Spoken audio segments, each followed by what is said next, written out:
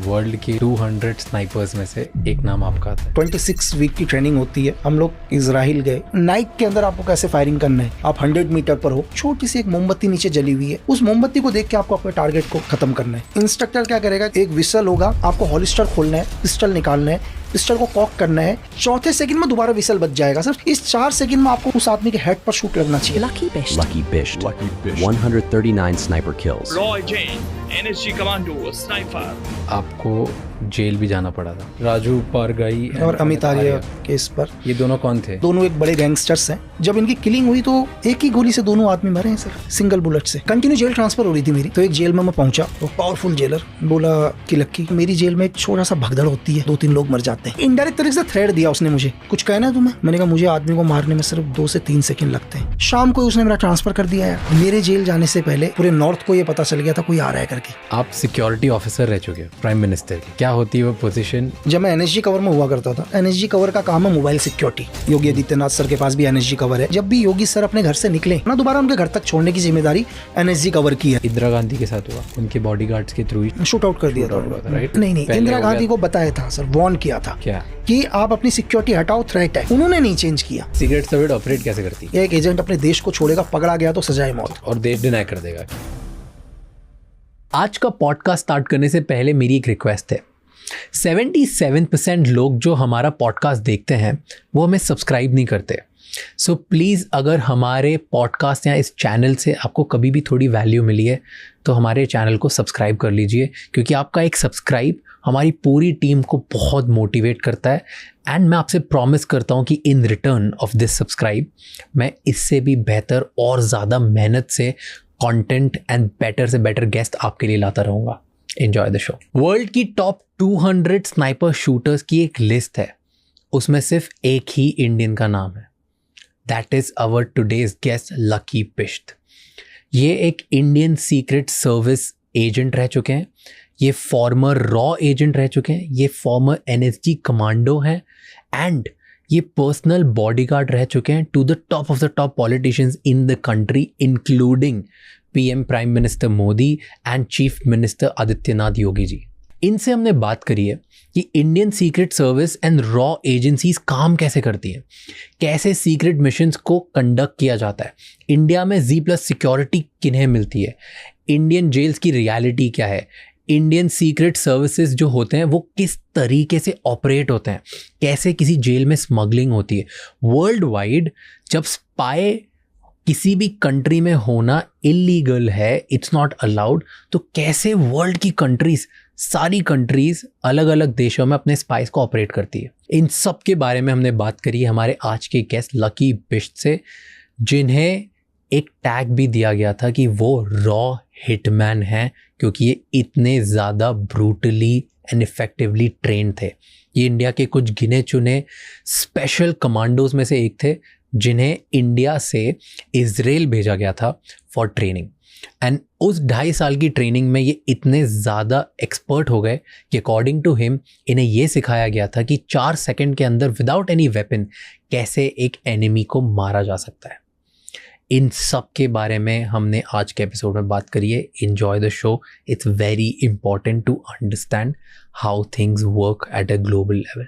But before you do that, राजशमानी clips and राजशमानी shorts को जाके subscribe कर लो, क्योंकि वहाँ पर हम इस बड़े एपिसोड की छोटी छोटी क्लिप्स डालते हैं ताकि आप कम समय में ज़्यादा से ज़्यादा इन्फॉर्मेशन ले पाएँ।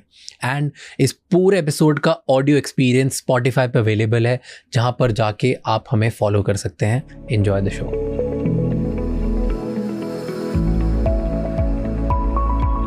गूगल करा हमने लिस्ट ऑफ स्नाइपर्स, तो उसमें आपका नाम आता है। ठीक है, मतलब वर्ल्ड के 200 स्नाइपर्स में से एक नाम आपका आता है, और आपको जेल भी जाना पड़ा था। तो क्यों जेल जाना पड़ा था, एंड क्या ये पब्लिक रिकॉर्ड में सब हर किसी का नाम अवेलेबल रहता है कि जो स्नाइपर है डेडिकेटेड, उसका नाम पब्लिक में आ सकता है? नहीं, एक्चुअली क्या है सर, देखिए कि हर किसी का नाम भी नहीं आ सकता, डिपेंड करता है नाम कौन डालता है। देखो, उससे पहले भी अगर आप एक इंसिडेंट देखो 2011 से पहले भी, तो एक सिंपल था, दुनिया की नज़रों में कुछ भी हो, कि एक आइडेंटिटी मेरी अलग थी कि मैं डिफेंस के लिए काम करता हूँ, ठीक है, या इंडियन आर्मी के लिए काम करता हूँ, या स्पेशल फोर्स के लिए काम करता हूँ या एनएसजी के लिए। देन आने के बाद धीरे धीरे जब मुझे एक डबल मर्डर के केस में एक किलिंग होती है उत्तराखंड के अंदर, और उस किलिंग में अरेस्ट होता हूँ मैं, ठीक है। तो इसमें उस टाइम यूपीए की गवर्नमेंट थी, और यूपीए की गवर्नमेंट डिसाइड करती है, वहाँ की पुलिस और दिल्ली पुलिस और यूपी से कुछ बुलाए हुए कि इस किलिंग के पीछे इसका हाथ है करके। तो कैसे, क्यों आपको ही क्यों पकड़ा? राजू पारगाई और अमित आर्या केस पर। ये दोनों कौन थे? एक्चुअली दोनों अगर आप रिकॉर्ड देखो तो दोनों के हिसाब से एज ए गवर्नमेंट रिकॉर्ड में दोनों एक बड़े गैंगस्टर्स हैं, ठीक है। दोनों बड़े गैंगस्टर्स, और कई केसेस हैं उनके ऊपर। मर्डर्स केस तो आम बात है, ठीक है, लेकिन कुछ आर्म्स डीलिंग्स पर भी हाथ है इनका। ओके, तो इलीगली वेपन स्मगल करते थे। वेपन्स और मर्डर्स तो आम बात थी, मर्डर्स वगैरह तो बहुत हैं। और इससे जब इनकी किलिंग हुई तो इनके ऊपर ये दोनों मर गए? दोनों मर गए, एक ही बुलेट से वन शॉट, एक बुलेट से दो लोग मरे? 2 आदमी, 1 bullet in 2 man kill sir. एक ही गोली से दोनों आदमी। ये कैसे हुआ? अब ये जो भी जिसने किल किया होगा उसी को पता होगा सर। तो इस केस पर मुझे अरेस्ट, एक ही गोली से दोनों आदमी मरे हैं सर, सिंगल बुलेट से। कैसे होता है, मतलब व्हाट इज पॉसिबल? अच्छा, द पीएम एक ही कि जिसने भी मारा है, जिस शूटर्स ने भी मारा है इसको, जिस आदमी ने भी, उसने ऐसा एम लिया कि उसे दोबारा ना मारना पड़े 2 गोली। उसने इस टाइप का डायरेक्शन बनाया है कि वो एंगल लिया है कि एक ही साथ दोनों का हेड जाना चाहिए करके, दोनों के हेड एक साथ एक ही गोली से। और कैसे पॉसिबल है? मान लो अगर ये 2 लोग हैं तो सामने से दोनों नहीं, तो फिर वो एंगल वैसा लेगा ही नहीं ना सर, साइड से रहते। एज ए थ्योरी के हिसाब से अगर जैसे मैं स्नैपर हूं, तो एग्जांपल के लिए आप और मैं बैठा हूं, ये मैं और आप हैं अभी सामने, एक दूसरे के सामने बैठे हुए। अगर कोई स्नैपर होगा, अगर मेरी थ्योरी के हिसाब से अगर कोई चलता है, तो 100% या तो आपके बैक से मुझे मारेगा या मेरे बैक से आपको मारेगा, दाएं बाएं से नहीं मारेगा, ठीक है। क्योंकि एक गोली मारने के बाद तो रीलोड करेगा, तो इतनी देर में मैं रेडी हो जाऊंगा, सेकंड्स के फर्क में। तो उसने जो भी एंगल बनाया है, या तो आपके 360 डिग्री बैक पर बनाया उसने, ठीक है, या मेरे 360 बैक पर बनाया, तो जो भी उसने पॉइंट रखा, उसने दोनों का हेड एक ही गोली से पॉइंट रखा है सर। तो उस हेड से फिर इस हेड से पार एक ही, तो ये एक की अगर आप तो पावरफुल स्नाइपर नहीं, गोली बहुत पावरफुल है सर। गोली के अंदर क्या होता है, आपको डिपेंड करता है गोली का रेंज क्या है। हर गोली का अपना रेंज होता है दुनिया के, ठीक है। आप एक पिस्टल से फायर करते हैं तो पिस्टल का रेंज है 15 मीटर सर। 15 मीटर पर मेरी तरफ से आप 12 सर भी लेके आ जाओगे तो 12 सर भी उड़ा देगा, वो पार कर जाएगा। अच्छा। AK-47 है, 300 गज रेंज है उसका। 300 गज में मुझे लगता है अगर हम 15 आदमी भी खड़े होंगे तो 15 को पार कर देगा सर। बट एक ही शर्त होनी चाहिए कि गोली आपके बोन में टच नहीं होनी चाहिए सर, क्योंकि बोन बहुत मजबूत होता है। बोन को गोली नहीं पार कर पाती, एकदम से तोड़ देगी, पार नहीं कर पाएगी। एक बुलेट से 2 लोगों को मार दिया, 2 लोगों को, दोनों टॉप गैंगस्टर्स, दोनों टॉप। कई केसेस, तो फिर कभी केस प्रूफ नहीं हुआ सर। तो इसके चक्कर में आपको जेल में डाला? मुझे उठाया इस केस के ऊपर क्या कि ये किलिंग भाई आपने करी है? मैंने करी है किलिंग, ठीक है। लेकिन किलिंग के लिए भाई उस टाइम यूपीए गवर्नमेंट एक ही चीज थी कि यार भाई किलिंग का कोई मोटिव तो होना चाहिए। क्यों मारूंगा? चलो एक कोई मतलब नहीं, हम कहीं जानते ही नहीं, लेकिन मारेगा क्यों आदमी? लेकिन सबसे बड़ी दिक्कत यूपीए गवर्नमेंट के लिए यही आ गया, किलिंग का रीजन क्या डालें करके, ठीक है, कि रीजन क्या डालें किलिंग का। बट क्या मतलब 1000 लोग और मार सकते थे, आप कोई क्यों उठाया? कुछ तो मिला होगा, कुछ तो प्रूफ हुआ होगा कि नहीं बस शक के दायरे में उठा दिया। एक्चुअली क्या हुआ कि जिस क्राइम सीन पर उनकी डेड बॉडी मिली, उसी क्राइम सीन पर एक हॉलिस्टर मिला उनको। हॉलिस्टर मतलब पिस्टल जिस पर रखी जाती है, हाँ, ठीक है। और मेरी गन का जो लाइसेंस, मेरे पास जो गन है सेम उसी शेप की है, उसी साइज की गन है जो हॉलिस्टर आता है। और दूसरी चीज कि वहां की कुछ इंटेलिजेंस वगैरह को इनपुट ये लगा कि ये शॉट 100% उसके अलावा किसी का नहीं है।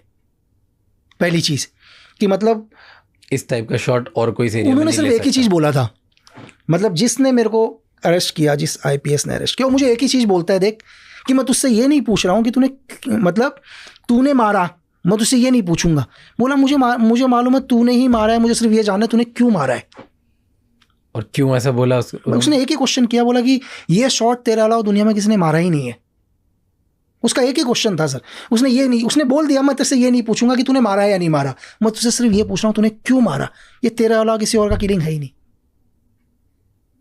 तो 3 दिन तक रिमांड में रखा, 36 घंटे तक, वो भी बिना मतलब बताए गवर्नमेंट को, बिना कोर्ट अलाउ नहीं है किसी को भी। आप 24 आवर्स से अपनी कस्टडी में नहीं रख सकते, इलीगली 36 घंटे तक अपनी कस्टडी में रखा। एक ही क्वेश्चन कि क्यों मारा। तो फिर आपको जेल में ले गए। फिर जब उनको कुछ नहीं लगा तो क्या मोटिव लगाएं करके, मोटिव भी तो चाहिए ना। अगर दुनिया के अंदर क्या है सर, 302 क्या है और 304 क्या है, 302 और 304 में क्या फर्क है? अगर कोई, जरूरी नहीं कि हर किलिंग 302 ही हो। क्या होता है 302 और 304? 302 क्या है, अभी आप और मैं यहाँ बैठे हैं और मैं एकदम से क्या करता हूँ, अभी आपको ये उठाता हूँ और मार देता हूँ, आपकी डेथ होती है। ये जाएगा, ये कोर्ट में 302 ही लगेगा अभी मेरे ऊपर। जो एक FIR दर्ज होगी, चार्जशीट होगी, वो 302 की ही दर्ज है, क्योंकि मेरे कहने से आप मरे हो। लेकिन कोर्ट में ये प्रूफ हो जाएगा कि जब मैं यहाँ पर आपसे पॉडकास्ट करने आया था, मेरा इरादा आपको मारने का नहीं था, मैं तो पॉडकास्ट करने आया था यहाँ पर, ठीक है। तो रैंडमली कुछ ऐसा हुआ कि मुझे गुस्सा आया और मैंने आपको मारा और आप मर गए, तो ये हत्या हुई, लेकिन गैर इरादन हत्या हुई। ओके, मतलब अनइंटेंशनल। मेरा इंटेंशन तो नहीं था ना पहले से, लेकिन यहाँ पर हो गया। तो ये 304 है। तो 304 में आदमी को लाइफ टाइम नहीं है, 3 साल से लेकर 10 साल की सजा है, लेकिन किसी आदमी का इंटेंशन ही आपको मारने का है, तो वो 302 है ना सर। मोटिव 30 का जो सबसे इंपॉर्टेंट चीज़ है, वो मोटिव क्या है मारने का। अगर मैं घर से ये सोच के आया हूँ कि मुझे आपको मारना है, तो 302 है ना, लेकिन वो क्यों है आपको ये भी प्रूफ करना पड़ेगा क्यों, या तो मैं पागल तो नहीं हूँ ना, तो कोई ना कोई तो रीजन देना पड़ेगा ना। क्या आपको मोटिव से आपको डाला अंदर? मोटिव था ही नहीं उनके पास कुछ भी, तो इसलिए छोड़ दिया। बस लास्ट में छोड़ने में भी 4 साल लग गए सर। तो 4 साल आप जेल में थे? 4 साल जेल में थे, लगा लो तारे और चांद नहीं देखे 4 साल में। और क्या किया आप अंदर जेल में गए? जेल में क्या करेगा आदमी, 6x6 के कमरे में। कैसा होता है, क्या होता है सीन? छोटा सा, जितना आप और मैं जो बैठे हुए हैं, सेम इतना ही बड़ा कमरा है बस। हर इंसान को एक मिलता है? नहीं, एक नहीं मिलता। हर इंसान तो एक कमरे में 200 लोग रहते हैं। बस कुछ लोगों के लिए खासियत है कि उन्हें एक ही मिलता है, इनको इंसान भी मत दिखाओ। जैसे आपको वो मिला था? बिल्कुल भाई, यूपीए गवर्नमेंट ने बोला इसको आदमी के भी दर्शन मत कराओ, और 11 जिले ट्रांसफर। एक करके बात करते हैं इस पे, एक डिटेल बहुत जरूरी है, ठीक है। तो आप जेल में गए? जेल में गए और इतना सा रूम में अकेले आप ही थे? 6x6 के कमरे। तो वहाँ पे काला था, मतलब वहाँ पे सनलाइट भी नहीं होती, ऐसा कुछ नहीं होता, कुछ भी नहीं, एक दरवाजा है बस लोहे का। तो ऐसे, और वही बहुत अंदर जाकर, बहुत अंदर, तो वहाँ सनलाइट भी अलाउड कुछ सनलाइट, वो तो सनलाइट आपको सुबह 7 बजे खोलेंगे वो लोग, 7 बजे खोलने के बाद 2-3 घंटे आपको निकालेंगे, फिर दोबारा अंदर डाल देंगे, बस इतना ही है। तो बाकी लोग पूरे दिन बाहर रहते हैं? बाकी लोग तो बाहर रहते हैं, तो स्पेशल कुछ लोगों के लिए अंदर। तो आपको स्पेशली ऐसे डाला? स्पेशली बिल्कुल 6x6 के कमरे में। ओके। वो भी और हरासमेंट करने के लिए कि नहीं, और हरासमेंट करो। कैसे? क्योंकि कोई दोस्त है वो मिलने आने वाला है, एग्जाम्पल के लिए कि मुंबई में अंधेरी में रखा है और अंधेरी में आप ही आ गए मुझसे मिलने के लिए। अब आप भी मुझसे ना मिलने आओ तो इसको एक काम कर दो, इसको गुजरात भेज दो और दूर कर दो, ताकि इससे मिलने वाला भी ना आ पाए कोई हफ्ते में, महीने में एक। और मेंटली टॉर्चर। तो कोई मिलने नहीं आ पाता था आपको? इतनी दूर कहाँ आएगा मिलने के लिए? कहाँ पे थे आप? अलग अलग 11 जेलें ट्रांसफर। 11 जेल। सबसे पहले घर के नज़दीक वाली जेल में नैनीताल जेल, फिर नैनीताल से हल्द्वानी जेल, हल्द्वानी से अल्मोड़ा जेल, अल्मोड़ा से पौड़ी जेल, पौड़ी से टिहरी जेल, टिहरी से फिर देहरादून जेल, फिर हरिद्वार से सर्कल कंटिन्यू घुमाते रहे। तो अब आपको जेल में डाला, तो जेल में और क्या होता है? जैसे एक तो आपको बंद रखते हैं, फुल टाइम वहीं पे रखते हैं और 4 साल वहीं रखा। और मेंटली टॉर्चर क्या होता है? मेंटली टॉर्चर एग्जांपल के लिए कि कोई मिलने वाला आया है, मिलने ही नहीं देंगे, सीधा बोल देंगे भाई, अब क्या बोलेंगे, आप ही आए मिलने के लिए फॉर एग्जांपल, यार चलो मिल लेते हैं यार, अपना दोस्त है, मेरे को बताएंगे नहीं, आपको बोलेंगे कि ठीक है वेट करो हम पूछ रहे हैं, आपका वो आधार कार्ड की फ़ोटो स्टेट ले जाएंगे, उसको वहीं होल्ड करके रखेंगे, वो बोलेंगे मिलना नहीं चाह रहा है। आप और गुस्सा कि यार मैं एक तो इतनी दूर से मिलने आया हूँ करके, है ना, अपना जो टाइम ख़राब करके आया हूँ ना, 2 घंटे 3 घंटे के रास्ते से मिलने आया हूँ, साला मिल ही नहीं रहा, अगली बार से मिलने भी नहीं आऊँगा, और मेरे को कभी बताएंगे नहीं आप मिलने आए थे करके। ऐसे बहुत लोग साथ, बहुत बिल्कुल। ठीक है, तो एक ये क्या, फिर जब जेल में अंदर जाते हो तो जेल में अंदर थ्रेट नहीं था? थ्रेट क्योंकि तो, वहाँ पर भी तो बदतमीजी करते हैं लोग। नहीं बिल्कुल, थ्रेट जेल में होता है। मैंने जैसे हम लोगों ने मूवीज में देखा और सुना है, डिपेंड करता है सामने वाला कौन है सर। नहीं, जैसे जेल में, हाँ मतलब यूजुअली जो नए लोग जाते हैं जेल, बिल्कुल 100%, तो उनके साथ 2-3 मेन होते हैं। एक तो सबसे पहले पैसा मांगा जाता है 100%, बिल्कुल कि अंदर जाते हो प्रोटेक्शन मनी, अगर आपने पैसा नहीं दिया तो आपको मारा जाएगा बहुत, दैट इज फर्स्ट। सेकंड आपके साथ होता है कि सेकंड है बुली करते हैं ज़बरदस्ती, आपसे काम कराया जाता है, ऐसे काम कराए जाते हैं जो आपको नहीं करना, ड्रग्स वगैरह के काम करो, इधर उधर से चीज़ें लेके आओ, किसी को भी मारो, दूसरों को मारो, जाके आप दूसरों के आदमी बन जाओ। और तीसरा रेप, बिल्कुल, कि वहाँ के जो दादा पहलवान टाइप लोग होते हैं वो नए लड़कों के साथ, नए लोगों के साथ रेप करते हैं जबरदस्ती, राइट? ये 3 टाइप के थ्रेट्स यूजुअली बहुत ज़्यादा होते हैं। बहुत, बिल्कुल बिल्कुल। तो पहला बात करते हैं, पैसे के लिए किसी ने थ्रेट नहीं लगाया? इसका मैं आपको बताता हूँ। जैसे कि मेरे जेल जाने से पहले पूरे नॉर्थ को ये पता चल गया था कोई आ रहा है करके। पूरा, मैं जेल 3 दिन के बाद जा रहा था, लेकिन पूरा नॉर्थ इंडिया को ये पता चल गया था कि कोई जेल आ रहा है करके, है ना? वो सिर्फ ये देखना चाह रहे थे है कौन पहले, तो जो भी बड़े बड़े गैंगस्टर्स थे, ठीक है, वहाँ के सबसे पता था कि कोई पूरा क्यों कोई ऐसे? कौन सब उस टाइम यूपीए गवर्नमेंट पावर में, यूपीए गवर्नमेंट पावर में एक आदमी जिसने हत्याओं पर हत्याएं कर रखी हैं, दूसरा उसका स्टूटर दबा के हत्या कर रखी है, आर्म्स की उनकी पूरी डीलिंग चलती है नेपाल से, डायरेक्ट स्टेट के क्या कहते हैं बड़े मिनिस्टर से लेकर सेंटर के मिनिस्टर होगा उनके हाथ, उनको किसी ने मार दिया सर। जो वो कैसा होगा मारने वाला, नहीं समझे वो, उसको देखने के लिए। दूसरा, पूरे न्यूज़ों के अंदर लोगों को पता ही नहीं है क्या है, हर न्यूज़ वाले अपना अलग बोल रहे।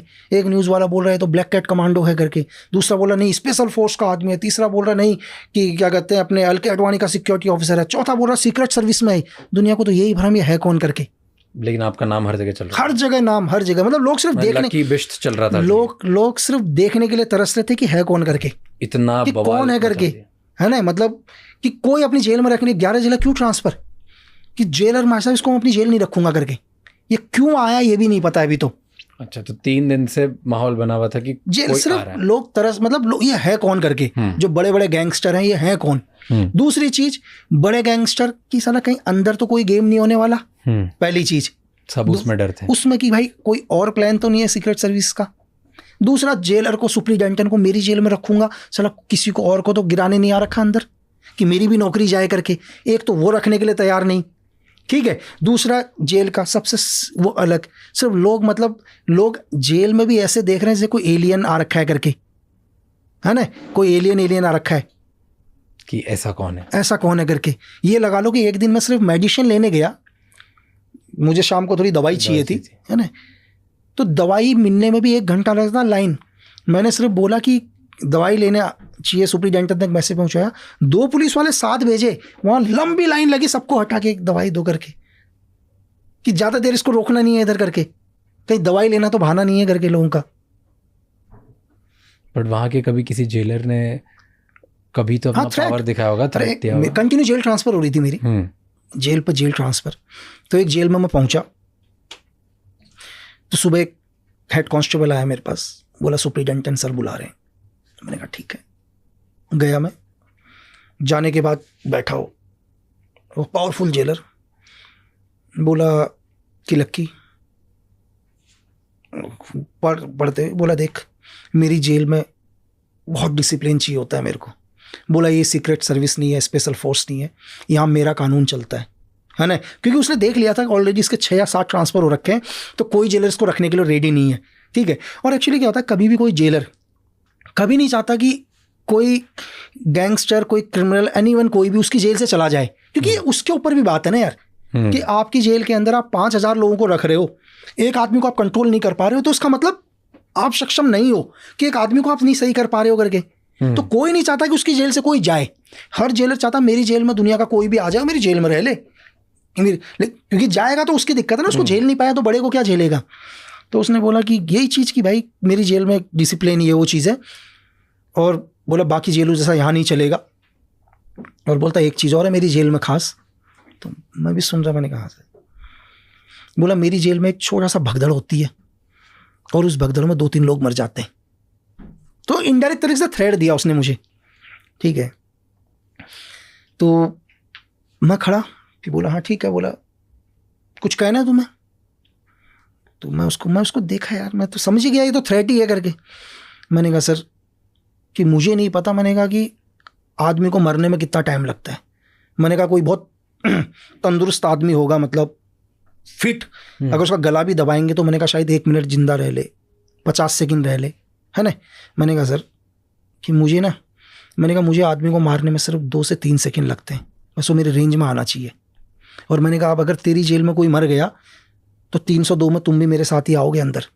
अब वो मेरे को यूँ देखा चीज़ें करके, तो उसको भी लग गया कि मैंने क्या बोला करके, क्योंकि वो मुझे थ्रेट दिया। तो मैंने कहा यार भाई तुम मुझे थ्रेट मत दो, है ना, तुम मुझे मत दो थ्रेट भाई, क्योंकि तो मुझे क्या दिखाओगे यार, जेल 6x6 के कमरे, है ना।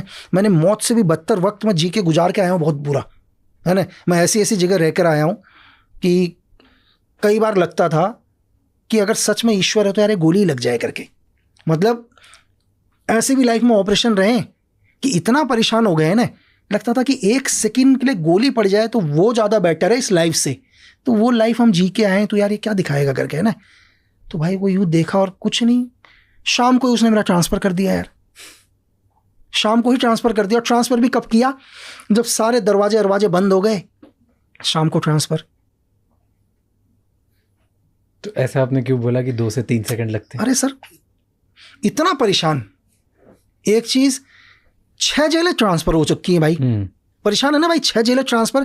क्योंकि आज भी मैं अपने घर जाता हूँ तो मुझे मेरे बिस्तर पर नींद आती है ना। मुझे दूसरे के घर में भी थोड़ा सा टाइम लगता है नींद आने में।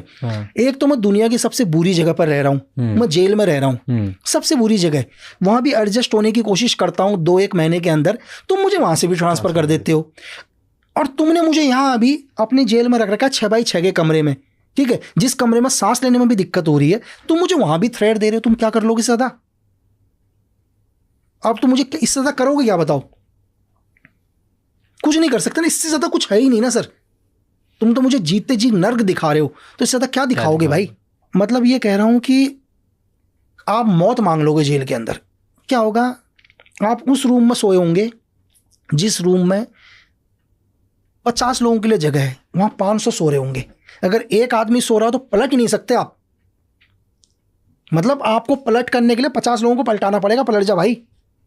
ये जेल के हाल हैं, हर जेल में लगभग, हर जेल में यही है यार आज के टाइम में। किसी भी जेल में आप चले जाओ तो फिर तो जैसे अब ये तरीका है, फिर और क्या होता है? दूसरा टॉयलेट साफ करवाना, दिन भर ये चीज़ें करना, ठीक है। मतलब खाना ऐसा होगा कि आप हमारे घरों के तो कुत्ते फिर भी ठीक होंगे, बाहर के कुत्ते के सामने रख दो तो वो भी नहीं खाएगा यार। एक बारी तो वो कुत्ता भी 2-3 दिन कहेगा मैं भूखा रह लेता हूँ करके। पैसा चीज़ है, कितना पैसा लाएगा आदमी? ज़बरदस्ती फ़ोन करवा लेंगे उससे, ठीक है। अब क्या करे बेचारा, फ़ोन करवाएंगे, हाँ भाई एक काम कर, 50,000, 1 लाख, 10 लाख, जिसकी जैसी औकात है पैसा मांग लेंगे उससे। सबका बैकग्राउंड सबको पता, सबका बैकग्राउंड सबको पता होता। नहीं होगा ब्लेड मरवा देंगे चेहरे पर 2 मिनट में। वो रख रखे उन्होंने टूटन सारे के सारे, जा उसके ब्लेड मार दे, एक ब्लेड मार देगा। अच्छा जेल के अंदर आपको किसी ने मार भी दिया, आप कंप्लेन कहाँ करोगे? चलो बाहर अगर आपको कोई परेशान कर रहा है तो कंप्लेन तो पुलिस में करोगे ना आप। अब जेल में कंप्लेन कहाँ करोगे सर? तो मुझे तो लगता था कि साला सबसे भ्रष्ट हिंदुस्तान में ही है। मुझे जेल पता चला तो मुझे लगा इससे ज़्यादा भ्रष्ट कोई है ही नहीं। क्या आपको लगता है कि जेल के अंदर, तिहाड़ के अंदर भी एक खैनी का पैकेट 1500 रुपये में बिक रहा है? क्या बिना जेल प्रशासन की मर्जी के वहाँ जा रहा होगा? क्या जेल के अंदर एक मोबाइल फ़ोन जेल के अंदर 10-10 लाख रुपए का मोबाइल फ़ोन जा रहा है, क्या परमिशन के बिना जा रहा होगा? आप बताओ कि भाई, क्या जेल में जैमर्स लगे हुए हैं, सब कुछ लगा हुआ है, फिर भी आपकी जेल से थ्रेट जा रहा है? क्या बिना जेल प्रशासन के कोई ये कह दे? कभी पॉसिबल ही नहीं है। और वो गैंगस्टर लोगों को थ्रेट दे रहे हैं यार। अबे तुम क्या थ्रेट दोगे यार, क्या पावर दिखाओगे? तुम पहले खुद बाहर निकल के दिखाना है। जेल में अगर पैसा नहीं होगा तो एक रोटी नहीं खा पाएंगे ढंग से। अब वो पैसा कैसे कमाएं? यूज करना है दूसरों का। मतलब जेल में अगर आप हो और जेल में आपको नॉर्मल खाना नहीं मिलेगा अगर आपने पैसे नहीं दिए तो? नहीं, नॉर्मल मिलेगा ना, आप खा भी नहीं पाओगे उसको, वो खाना आप खा भी नहीं पाओगे ना यार। तो आपको अच्छा खाना चाहिए। आपको अच्छा खाना क्या, नॉर्मल खाना तो चाहिए। नॉर्मल खाने के लिए तो आपके पास 5-10 लाख रुपए होने चाहिए मंथली जेल में देने के लिए। और ये स्मगल करके खाना मंगवाना पड़ता है बाहर से। अरे आप एक एग्जाम्पल के लिए आपने ये बोल दिया कि मेरे खाने पर, मैं जो शाम को खाना खाऊं उसमें टमाटर और प्याज डला होना चाहिए, तो उसके लिए भी आपको लाख रुपए देने पड़ेंगे ना महीने के जेलर को जो जाएगा सब जगह से ऊपर तक जाएगा वो, मतलब सब बटेगा, हर जगह सब बटेगा। सिर्फ आपको आपके खाने के अंदर सिर्फ प्याज और टमाटर का छोंका चाहिए तो उसके लिए भी लाख रुपए देने पड़ेंगे ना यार। और आपको कुछ नहीं करना, आपके अपने दोस्त अपने परिजनों से बात करनी है ना, कुछ नहीं, बात करने के लिए भी महीने का 5 लाख रुपए देना पड़ेगा आपको। आपके तक एक मोबाइल आएगा चुपचाप से, सिर्फ बात करने के लिए। थ्रेड तो बहुत दूर की बात है, तो वो पैसा कहां से आएगा? और रेप्स होते हैं जेल में। हाँ बिल्कुल, जो इनोसेंट्स लड़के लोग हैं खुले, पता है सब लोगों को ऊपर से। कंप्लेन कहाँ करोगे? खुला रेप्स होते हैं और तो जो इनोसेंट लोग होते हैं वो पुलिस में कंप्लेंट नहीं करते। तो किसको करोगे, किसको कंप्लेन? जेलर को। अरे जेल, वो तो पूरा प्रशासन एक ही है ना। वो चाहेंगे तो उनकी मर्जी के बिना तो सुई भी नहीं लेगी ना। मैंने आपको क्या बोला?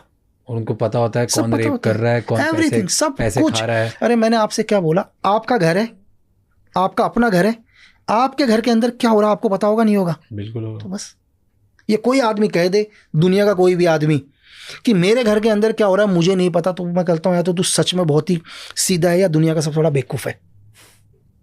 अब वो डिसाइड कर ले भाई। और ये हर जेल में आपका सेम एक्सपीरियंस था? यार एक जेलर की सैलरी कितनी है? कितनी सैलरी होगी? 70,000, 80,000, लाख।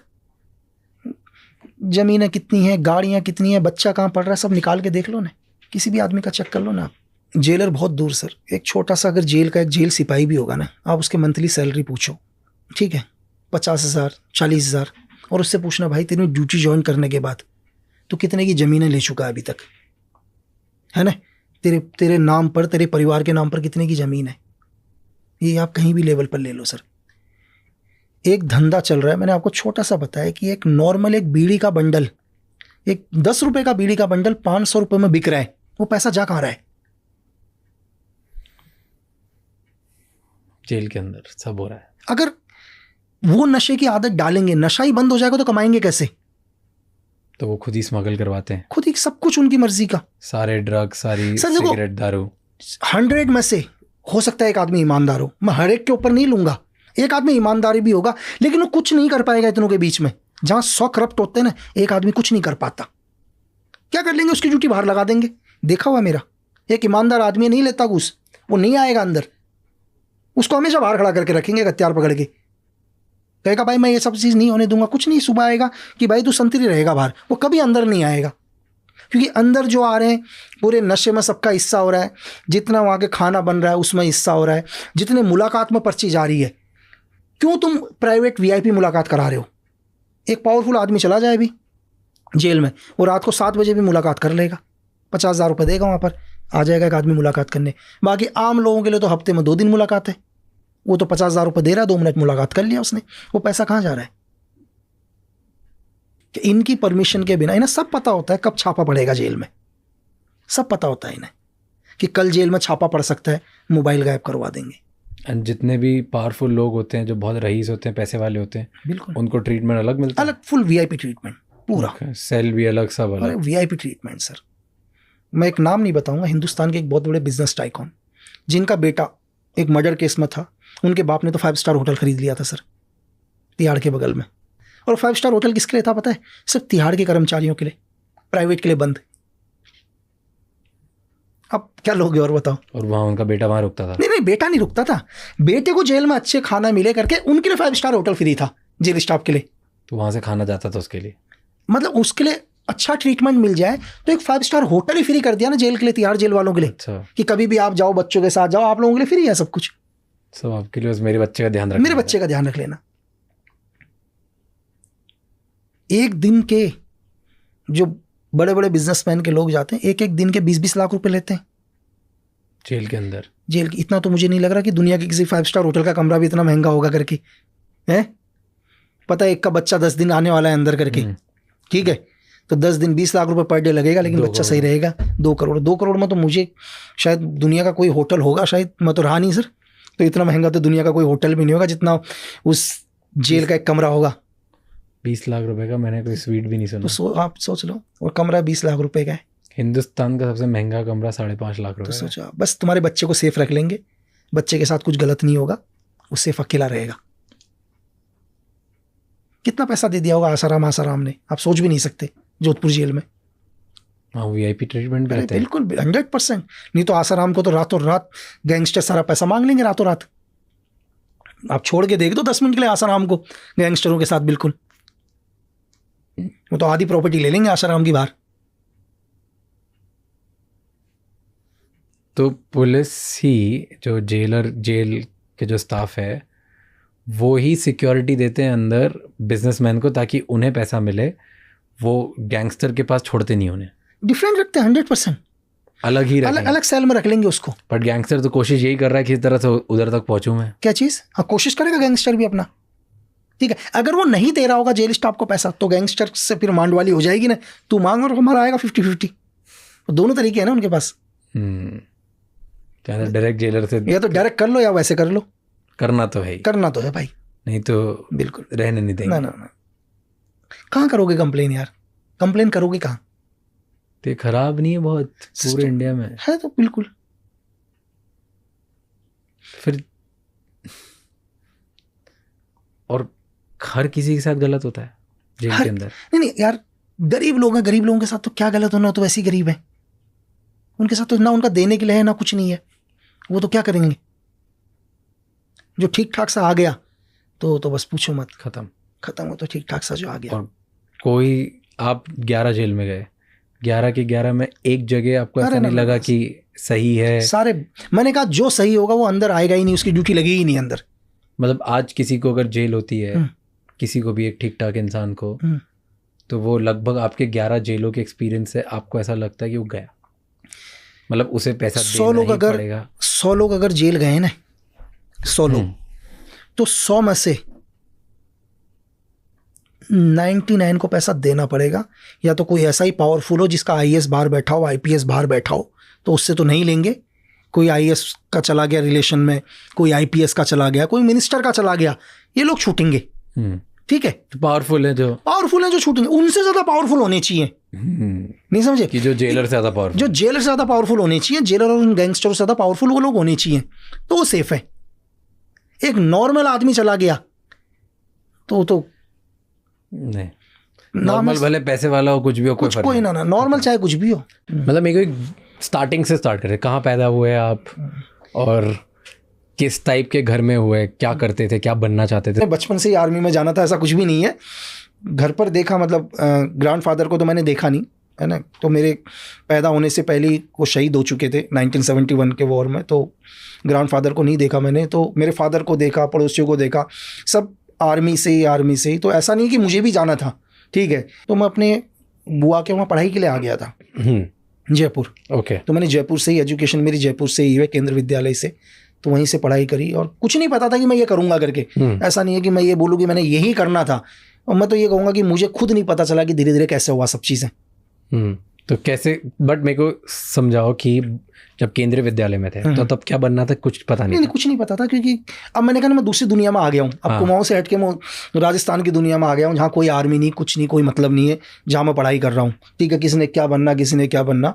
तो नॉर्मली तरीके से क्या है कि जैसे जब मैंने ज्वाइनिंग करी थी तो उसमें गवर्नमेंट ने एक चीज़ डिसाइड किया कि जितने भी, मतलब जो भी आर्मी, एयरफोर्स, नेवी से जिनके फादर ने जो भी सर्व किया, तो हम उनको ज्वाइनिंग देंगे, एक एक्स्ट्रा कोटा। अच्छा, एग्जाम्पल जो पहले से हैं, ओके, तो उनको एक थोड़ा सा, मतलब इंडियन आर्मी की तरफ से वो मिल रहा है यार, दैट इज कि हम इनके बच्चों को लेते हैं करके। तो एक नॉर्मली तरीके से कॉलिंग लेटर हमारे घर पर भी आया। अच्छा, कि अगर आपके बच्चे को ज्वाइन करना है तो हम ज्वाइन कर सकते हैं करके। तो मेरे घर वालों ने भी मुझे बोला, तो पहले तो मुझे बोला यार, मैंने कहा नहीं भाई, मैं तो शायद उस टाइम मैं 11th में ही पढ़ाई कर रहा था। मैंने कहा नहीं जाना करके, मैंने तो मेरे फादर बोले यार चला जा, ट्राई तो मार ले करके। तो मैंने कहा नहीं, तो बोले कि मैं इतनी दूर कैसे जाऊंगा करके। मुझे लगा यार मैं कभी गया ही नहीं यहाँ से, मतलब जयपुर से मैं नागालैंड जाऊँ कैसे। तो मेरे घर वालों ने बोला तुझे इतना पैसा देंगे, इतना। तो मुझे पैसा लगा यार कि मुझे 600-700 रुपये मिल रहे हैं, और 600-700 रुपये तो मेरे यहाँ भाई साल भर चलेंगे पूरे के पूरे। तो जो मुझे पैसे मिल रहे थे, उस पैसे को अगर मैं खर्च भी करूँगा वहाँ पहुँचने में, तो फिर भी मेरे 300-400 रुपये बच रहे थे। तो मुझे सिर्फ उस चीज़ के लिए कि मैं चला जाऊँ करके, 600-700 रुपये से मैं आराम से अपना साल निकालूंगा करके। तो नॉर्मली तरीके से मैं नागालैंड गया, और नागालैंड मतलब जो भी मेरे डॉक्यूमेंट्स थे वो तो उत्तराखंड के ही थे। तो हर स्टेट को अलग अलग डिवाइड किया हुआ था उन्होंने, स्टेट डिस्ट्रिक्ट वाइज। तो जब भी मेरा नंबर आया तो मैं वहाँ गया और अपना एक सेंटर में जो भी अपना फिज़िकल वगैरह दिया, पूरा का पूरा फिज़िकल वगैरह देने के बाद जो भी उनके टेस्ट थे सारे कंप्लीट करे, और वापस फिर कुछ दिन के बाद वापस आ गया, और मैं भूल गया उन चीज़ को दोबारा। ठीक है, तो फिर अपना आराम से दोबारा अपना पढ़ाई, वो चीज़ें नॉर्मल। तो कुछ दिन के बाद एक लेटर आ गया कि आप दोबारा भेजो करके, ओके, री-मेडिकल के लिए। और मेडिकल होने के बाद फिर नॉर्मली फिर वापस आ गए। फिर देन सडनली एक 6 महीने के बाद आता है कि आप ज्वाइन हो गए हो करके, आप सिलेक्ट हो गए। आप सिलेक्ट हो। और आप कितने साल के थे तब? मैं शायद उस टाइम 16 साल 6-7 महीने का था, क्योंकि कसम पीरियड होने तक जब भी आप कसम खाते हैं तो आपकी जो एज होती है वो 18 साल होनी चाहिए। तो इतना तो ट्रेनिंग पीरियड के अंदर ही तो 16 से 18 के बीच में ट्रेनिंग हो रही थी। तो कहाँ पे फिर आपको लेटर आया, फिर कहाँ पे ज्वाइनिंग हुई? फिर दिल्ली गया मैं। दिल्ली जाने के बाद रैंडमली पहली बार दिल्ली पहुंचने के बाद हम लोग पहुंचे, और भी मेरे साथ कुछ लोग थे, ठीक है। तो हम यहाँ से बाहर निकलते हैं ट्रेनिंग के लिए। वैसे 26 वीक की ट्रेनिंग होती है। हम लोग इजराइल गए। क्या होता था ट्रेनिंग सुबह से लेकर रात तक, बताओ? लेकिन वहाँ पर एक ही मेरे को एक बहुत बढ़िया चीज़ लगा वहाँ, कि वहाँ की ट्रेनिंग दुनिया में सबसे अलग थी। कि मुझे ये नहीं पता था कि कल सुबह का, मुझे पता है कि कल सुबह क्या होना है, मुझे कल सुबह के बाद का नहीं पता। ये मुझे 2.5 साल के बाद पता चला। ऐसा क्यों?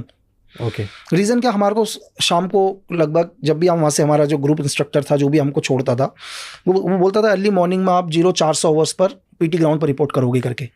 अब हमारा काम है 0400 आवर पर पीटी ग्राउंड पर पहुँच जाना, मतलब 4 बजे मैंने, तो हम 4 बजे वहाँ सब खड़े हो जाएंगे बिल्कुल टाइम के हिसाब से।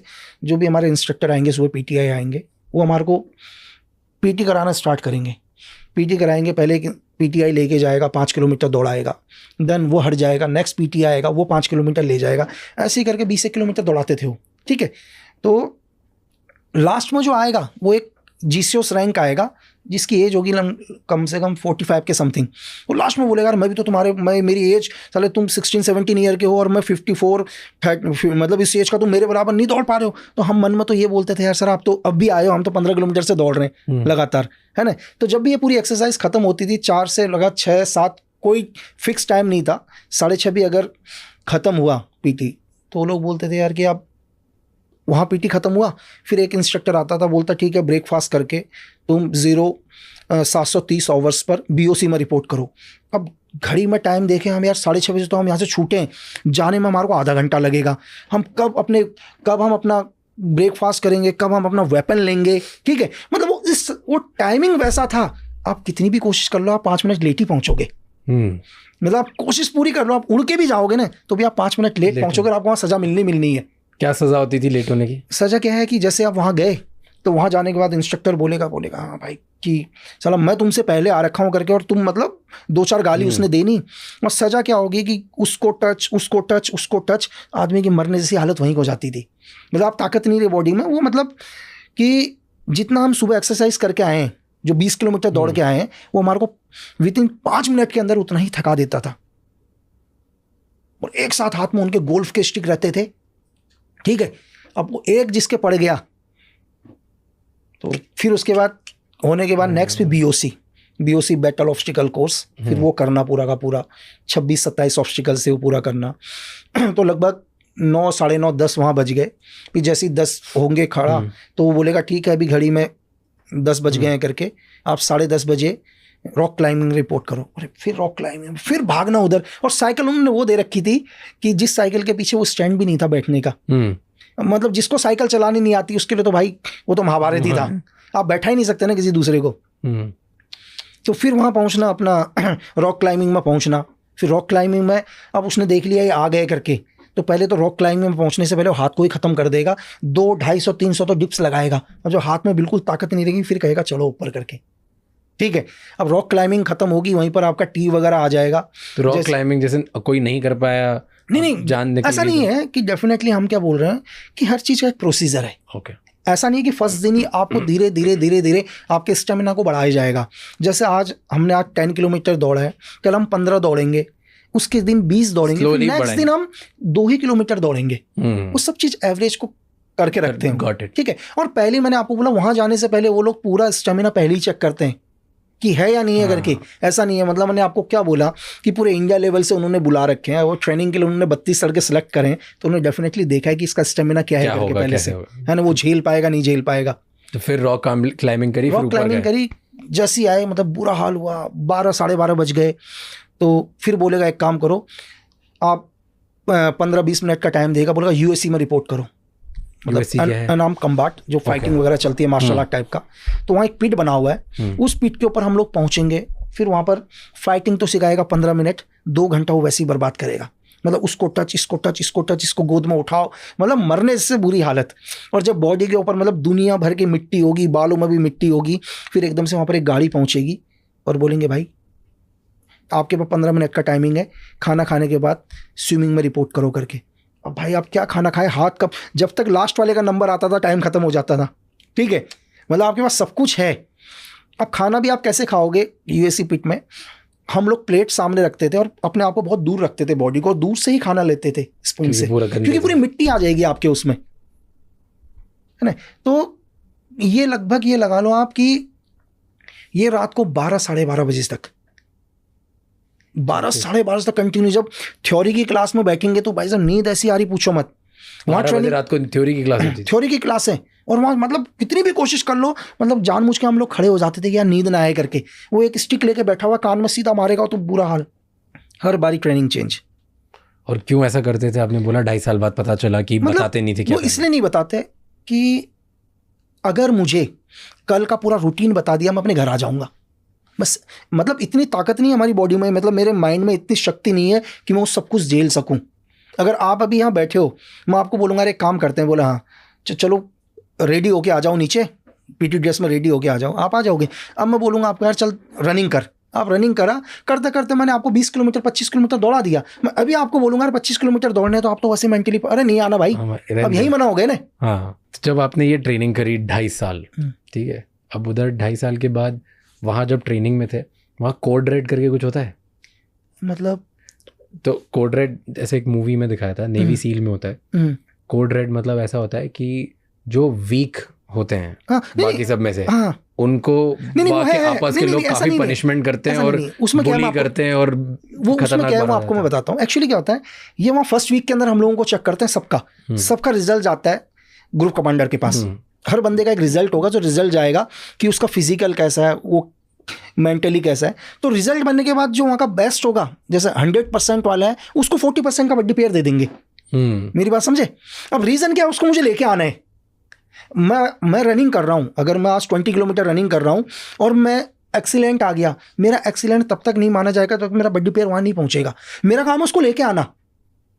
नहीं, बट पनिशमेंट नहीं होती जो वीक होते हैं उनके लिए? नहीं, वो जो वीक है उसके लिए वही पनिशमेंट होगी ना, मैं उसको घसीट के ला रहा हूँ। उससे ज्यादा पनिशमेंट क्या होगी? मैं लात मार मार के लेके आ रहा हूँ कि तेरी वजह से मैं फेल हो रहा हूँ यार, क्योंकि तेरी वजह से मैं ट्रेनिंग नहीं कर पाऊंगा। वो कहेगा भाई मैं नहीं आ रहा करके, एग्जाम्पल के लिए वो दौड़ा, रनिंग करी उसने, और 15 किलोमीटर के बाद वो बोलता तू जा, मैं नहीं आऊंगा। यार मैं क्या करूंगा तेरे बिना ना जाकर, मैं तो वैसे ही फेल हूं ना। तो ऑलरेडी पनिश है उसके लिए, और पनिश उसके लिए भी है, मेरे लिए भी है। कई बार मुझे उसका वेट भी लेके चलना पड़ रहा है क्योंकि मुझे पास होना है। और लेकिन वहां पे बुली नहीं होता कोई? क्या चीज होता है सर, बहुत कोशिश करते हैं लोग बिल्कुल बिल्कुल चमकाने की, बुली करने की, कुछ तो करते होंगे डेफिनेटली। क्या करते हैं? जैसे कोई जैसे करता होगा, क्या है मैं आपको बताता हूँ, रैगिंग करते होंगे? नहीं, रैगिंग तो नहीं होता है, लेकिन इसमें क्या है, रैगिंग ही समझ लो आप कि एक एग्जांपल के लिए क्या है, इंस्ट्रक्टर है अभी, वो बोलेगा ठीक है एक काम करो, मैं आ रहा हूँ थोड़ी देर में, आप 200 पुशअप लगाओ। वो 200 पुशअप तो कौन लगाना है, लेकिन वो नजर रखेगा कि किसकी वजह से सबको वो करना है करके, ठीक है। अब जैसे एक मेरे ऊपर इंस्ट्रक्टर की नजर है, किसी की है, वो देख रहा है मैंने पुशअप नहीं लगाए करके कंटिन्यू, मैं सिर्फ 15 के बाद ही रुक गया। अब वो मेरे को बोलेगा आएगा थोड़ी देर में, बोला सबने ईमानदारी से किया, बोला हाँ। अब मेरे को बोलेगा हाँ भाई चेस्ट नंबर होता है, तो बोला चेस्ट नंबर सामने आ जा करके, बोला कितने लगाए करके। अब भाई इतने ही लगाए, उसको तो पता है, गिनती के बता देगा तूने इतने लगा रखे हैं। अब बोलेगा इसकी वजह से एक काम करो, तुम 100 पुशअप और लगाओगे करके सारे। अब सब किसके ऊपर गुस्सा हुए? मेरे ऊपर हुए, क्योंकि मेरी एक की वजह से उनको क्या करना पड़ा, 100 एक्स्ट्रा करना पड़ा। ये तो फिजिकल ट्रेनिंग हो गई, राइट।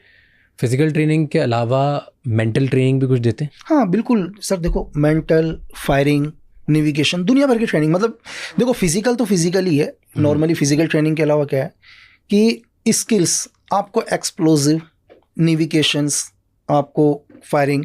और फायरिंग भी नॉर्मल फायरिंग नहीं सर, नॉर्मल फायरिंग तो क्या हो गया कि आप फायरिंग रेंज में गए, ठीक है, आप फायरिंग रेंज में मतलब 100, 200, 300 मीटर पर फायरिंग करा, वो नहीं। आप क्या करोगे, आप बीओसी को क्रॉस करोगे। मतलब पहले आप इतने थक चुके होंगे, जैसे सुबह मैंने आपको बोला कि अर्ली मॉर्निंग आपकी पीटी होगी, पीटी होने के बाद आप बहुत थक चुके होंगे पहले से ही, ठीक है। और थकने के बाद आपको बीओसी कराया जाएगा, बीओसी कराने के बाद आपको एक टाइमिंग डिसाइड होगा, ठीक है। बीओसी के बाद यूएससी में जाओगे आप, असल्ट ऑब्स्टिकल कोर्स होता है उसमें ओनली यार 5 या 6 ऑब्स्टिकल्स होते हैं शायद, तो और बहुत कम टाइमिंग है उसका, 5 या 6 टोटल टाइमिंग 6 मिनट के समथिंग का टाइमिंग है। इस 6 मिनट में 1 किलोमीटर या 800-900 मीटर के समथिंग में ऑब्स्टिकल बने हुए हैं 6। आप सारे ऑब्स्टिकलों को क्रॉस करोगे, और ऑब्स्टिकल को क्रॉस करने के बाद आपका वेपन वहाँ रखा होगा, ठीक है, कोई भी एक वेपन, चाहे M16 हो या AK कोई भी हो, आप वेपन को उठा के आपको टारगेट मारना है। आपका वेपन होल्ड ही नहीं कर पाओगे आप इतने थक चुके होगे, आप होल्ड नहीं कर पाओगे वेपन को। जब पहले दिन आप करोगे क्या फायर करूं करके, है ना, क्योंकि आप आपकी बॉडी इतना आपका मतलब जवाब इतना दे चुकी है, जवाब दे चुका है, आपका सांस आप नहीं रोक सकते हो।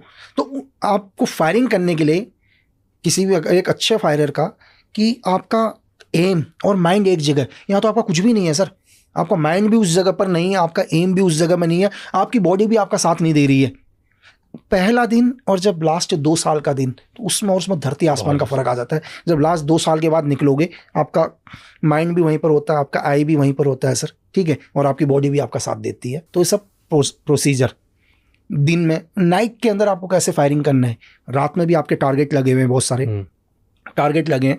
आपको एक हल्का सा कैंडल नजर आ रहा है, आप 100 मीटर पर हो और आपको छोटी सी एक मोमबत्ती नीचे जली हुई है, उस मोमबत्ती को देख के आपको अपने टारगेट को खत्म करना है, टारगेट के ऊपर गोली मारना है, बाकी आपको कुछ नजर नहीं आएगा, ठीक है। शूट टू किल के ऊपर आप जाओगे, पिस्टल फायरिंग के ऊपर जाओगे, MP5 के ऊपर आप जाओगे। उसमें सिर्फ 4 सेकंड के अंदर क्या होता है, बहुत सारे टारगेट्स होते हैं, मतलब 15-16 टारगेट लगे होते हैं। आप 4 टारगेट आपको दिए होते हैं कि आप 4 टारगेट के ऊपर गोली मारोगे करके। टारगेट्स तो बहुत सारे हैं, और जो टारगेट होगा वो भी आपका, मैं इंडियन टारगेट के हिसाब से बताऊं, रूबिया टारगेट है एक, ठीक है, कि उसमें क्या है, लड़की का फेस, जो एनिमी है उस टारगेट के ऊपर, एनिमी छोटा सा नजर आ रहा है, मतलब इतना सा हेड नजर आ रहा है एनिमी का, पूरा चेहरा भी नजर नहीं आ रहा, और फ्रंट में पूरी लड़की नजर आ रही है। अब आपको 4 सेकंड के अंदर क्या है, वो जो बाकी टारगेट है वो पब्लिक है, सिविलियंस है। 4 टारगेट हैं कि 4 एनिमी हैं जिन्होंने एक लड़की को गन पॉइंट पर लिया हुआ है। आपको 4 सेकंड के अंदर शूट टू किल में, आप अपने पिस्टल को हाथ नहीं पकड़ सकते अभी, आपका पिस्टल लगा होगा और आप हाथ छोड़ोगे, तब तक इंस्ट्रक्टर क्या करेगा, एक विसल होगा, और उसके विसल के साथ आपको हॉलिस्टर खोलना है, पिस्टल निकालना है, पिस्टल को कॉक करना है, और चौथे सेकंड में दोबारा विसल बज जाएगा। सिर्फ 4 सेकंड का टाइमिंग होगा आपके पास। इस 4 सेकंड में आपको उन सबको छोड़ के उस आदमी के हेड पर शूट लगना चाहिए सर। अगर इनमें से किसी भी टारगेट को बीच में गोली लगा, आप माइनस में जाओगे। मतलब एक टारगेट का 5 पॉइंट दिया उन्होंने, आप 20 पॉइंट के 4 टारगेट हैं आपके पास, तो ये इनको तो छोड़ो, बीच में जो लड़की है जिस एनिमी का, वो भी नहीं लगना चाहिए, सिर्फ आदमी को लगना चाहिए। और 4 सेकंड के बाद अगर आपके पिस्टल से गोली निकली तो भी आप माइनस में जाओगे। अब फाइनल एग्जाम आप तभी पास आउट करोगे सर जब आपके 20 नंबर आएंगे।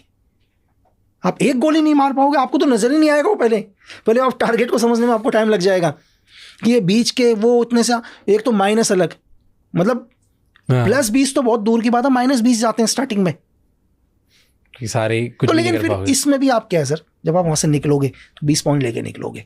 Secret service, secret service operate कैसे करती सर? देखो, ऑपरेशंस की साइड से या इंफॉर्मेशंस के लिए, दोनों साइड दोनों में बताते हैं। एक चीज क्या है, देखो, कभी इन्फॉर्मेशन से स्टार्ट करते हैं, फिर इन्फॉर्मेशन मिलने के बाद ऑपरेट कैसे करते हैं उस पे आएंगे। देखो एक्चुअली क्या होता है कि अभी आप मुद्दा सुन रहे हैं, आजकल न्यूज़ों में मुद्दा चल रहा है कि केजरीवाल को अरेस्ट किया, ठीक है, रैंडमली कुछ ना कुछ एविडेंस को गवर्नमेंट को लगे कि यार हल्का सा एक स्कैम किया है, जो भी उसमें उससे एक पूछताछ हुई, ठीक है, NIA ने पूछताछ करी, किसी ने भी करी, तो लगता है फिर हम पुरानी हिस्ट्री को चेक करना शुरू करते हैं।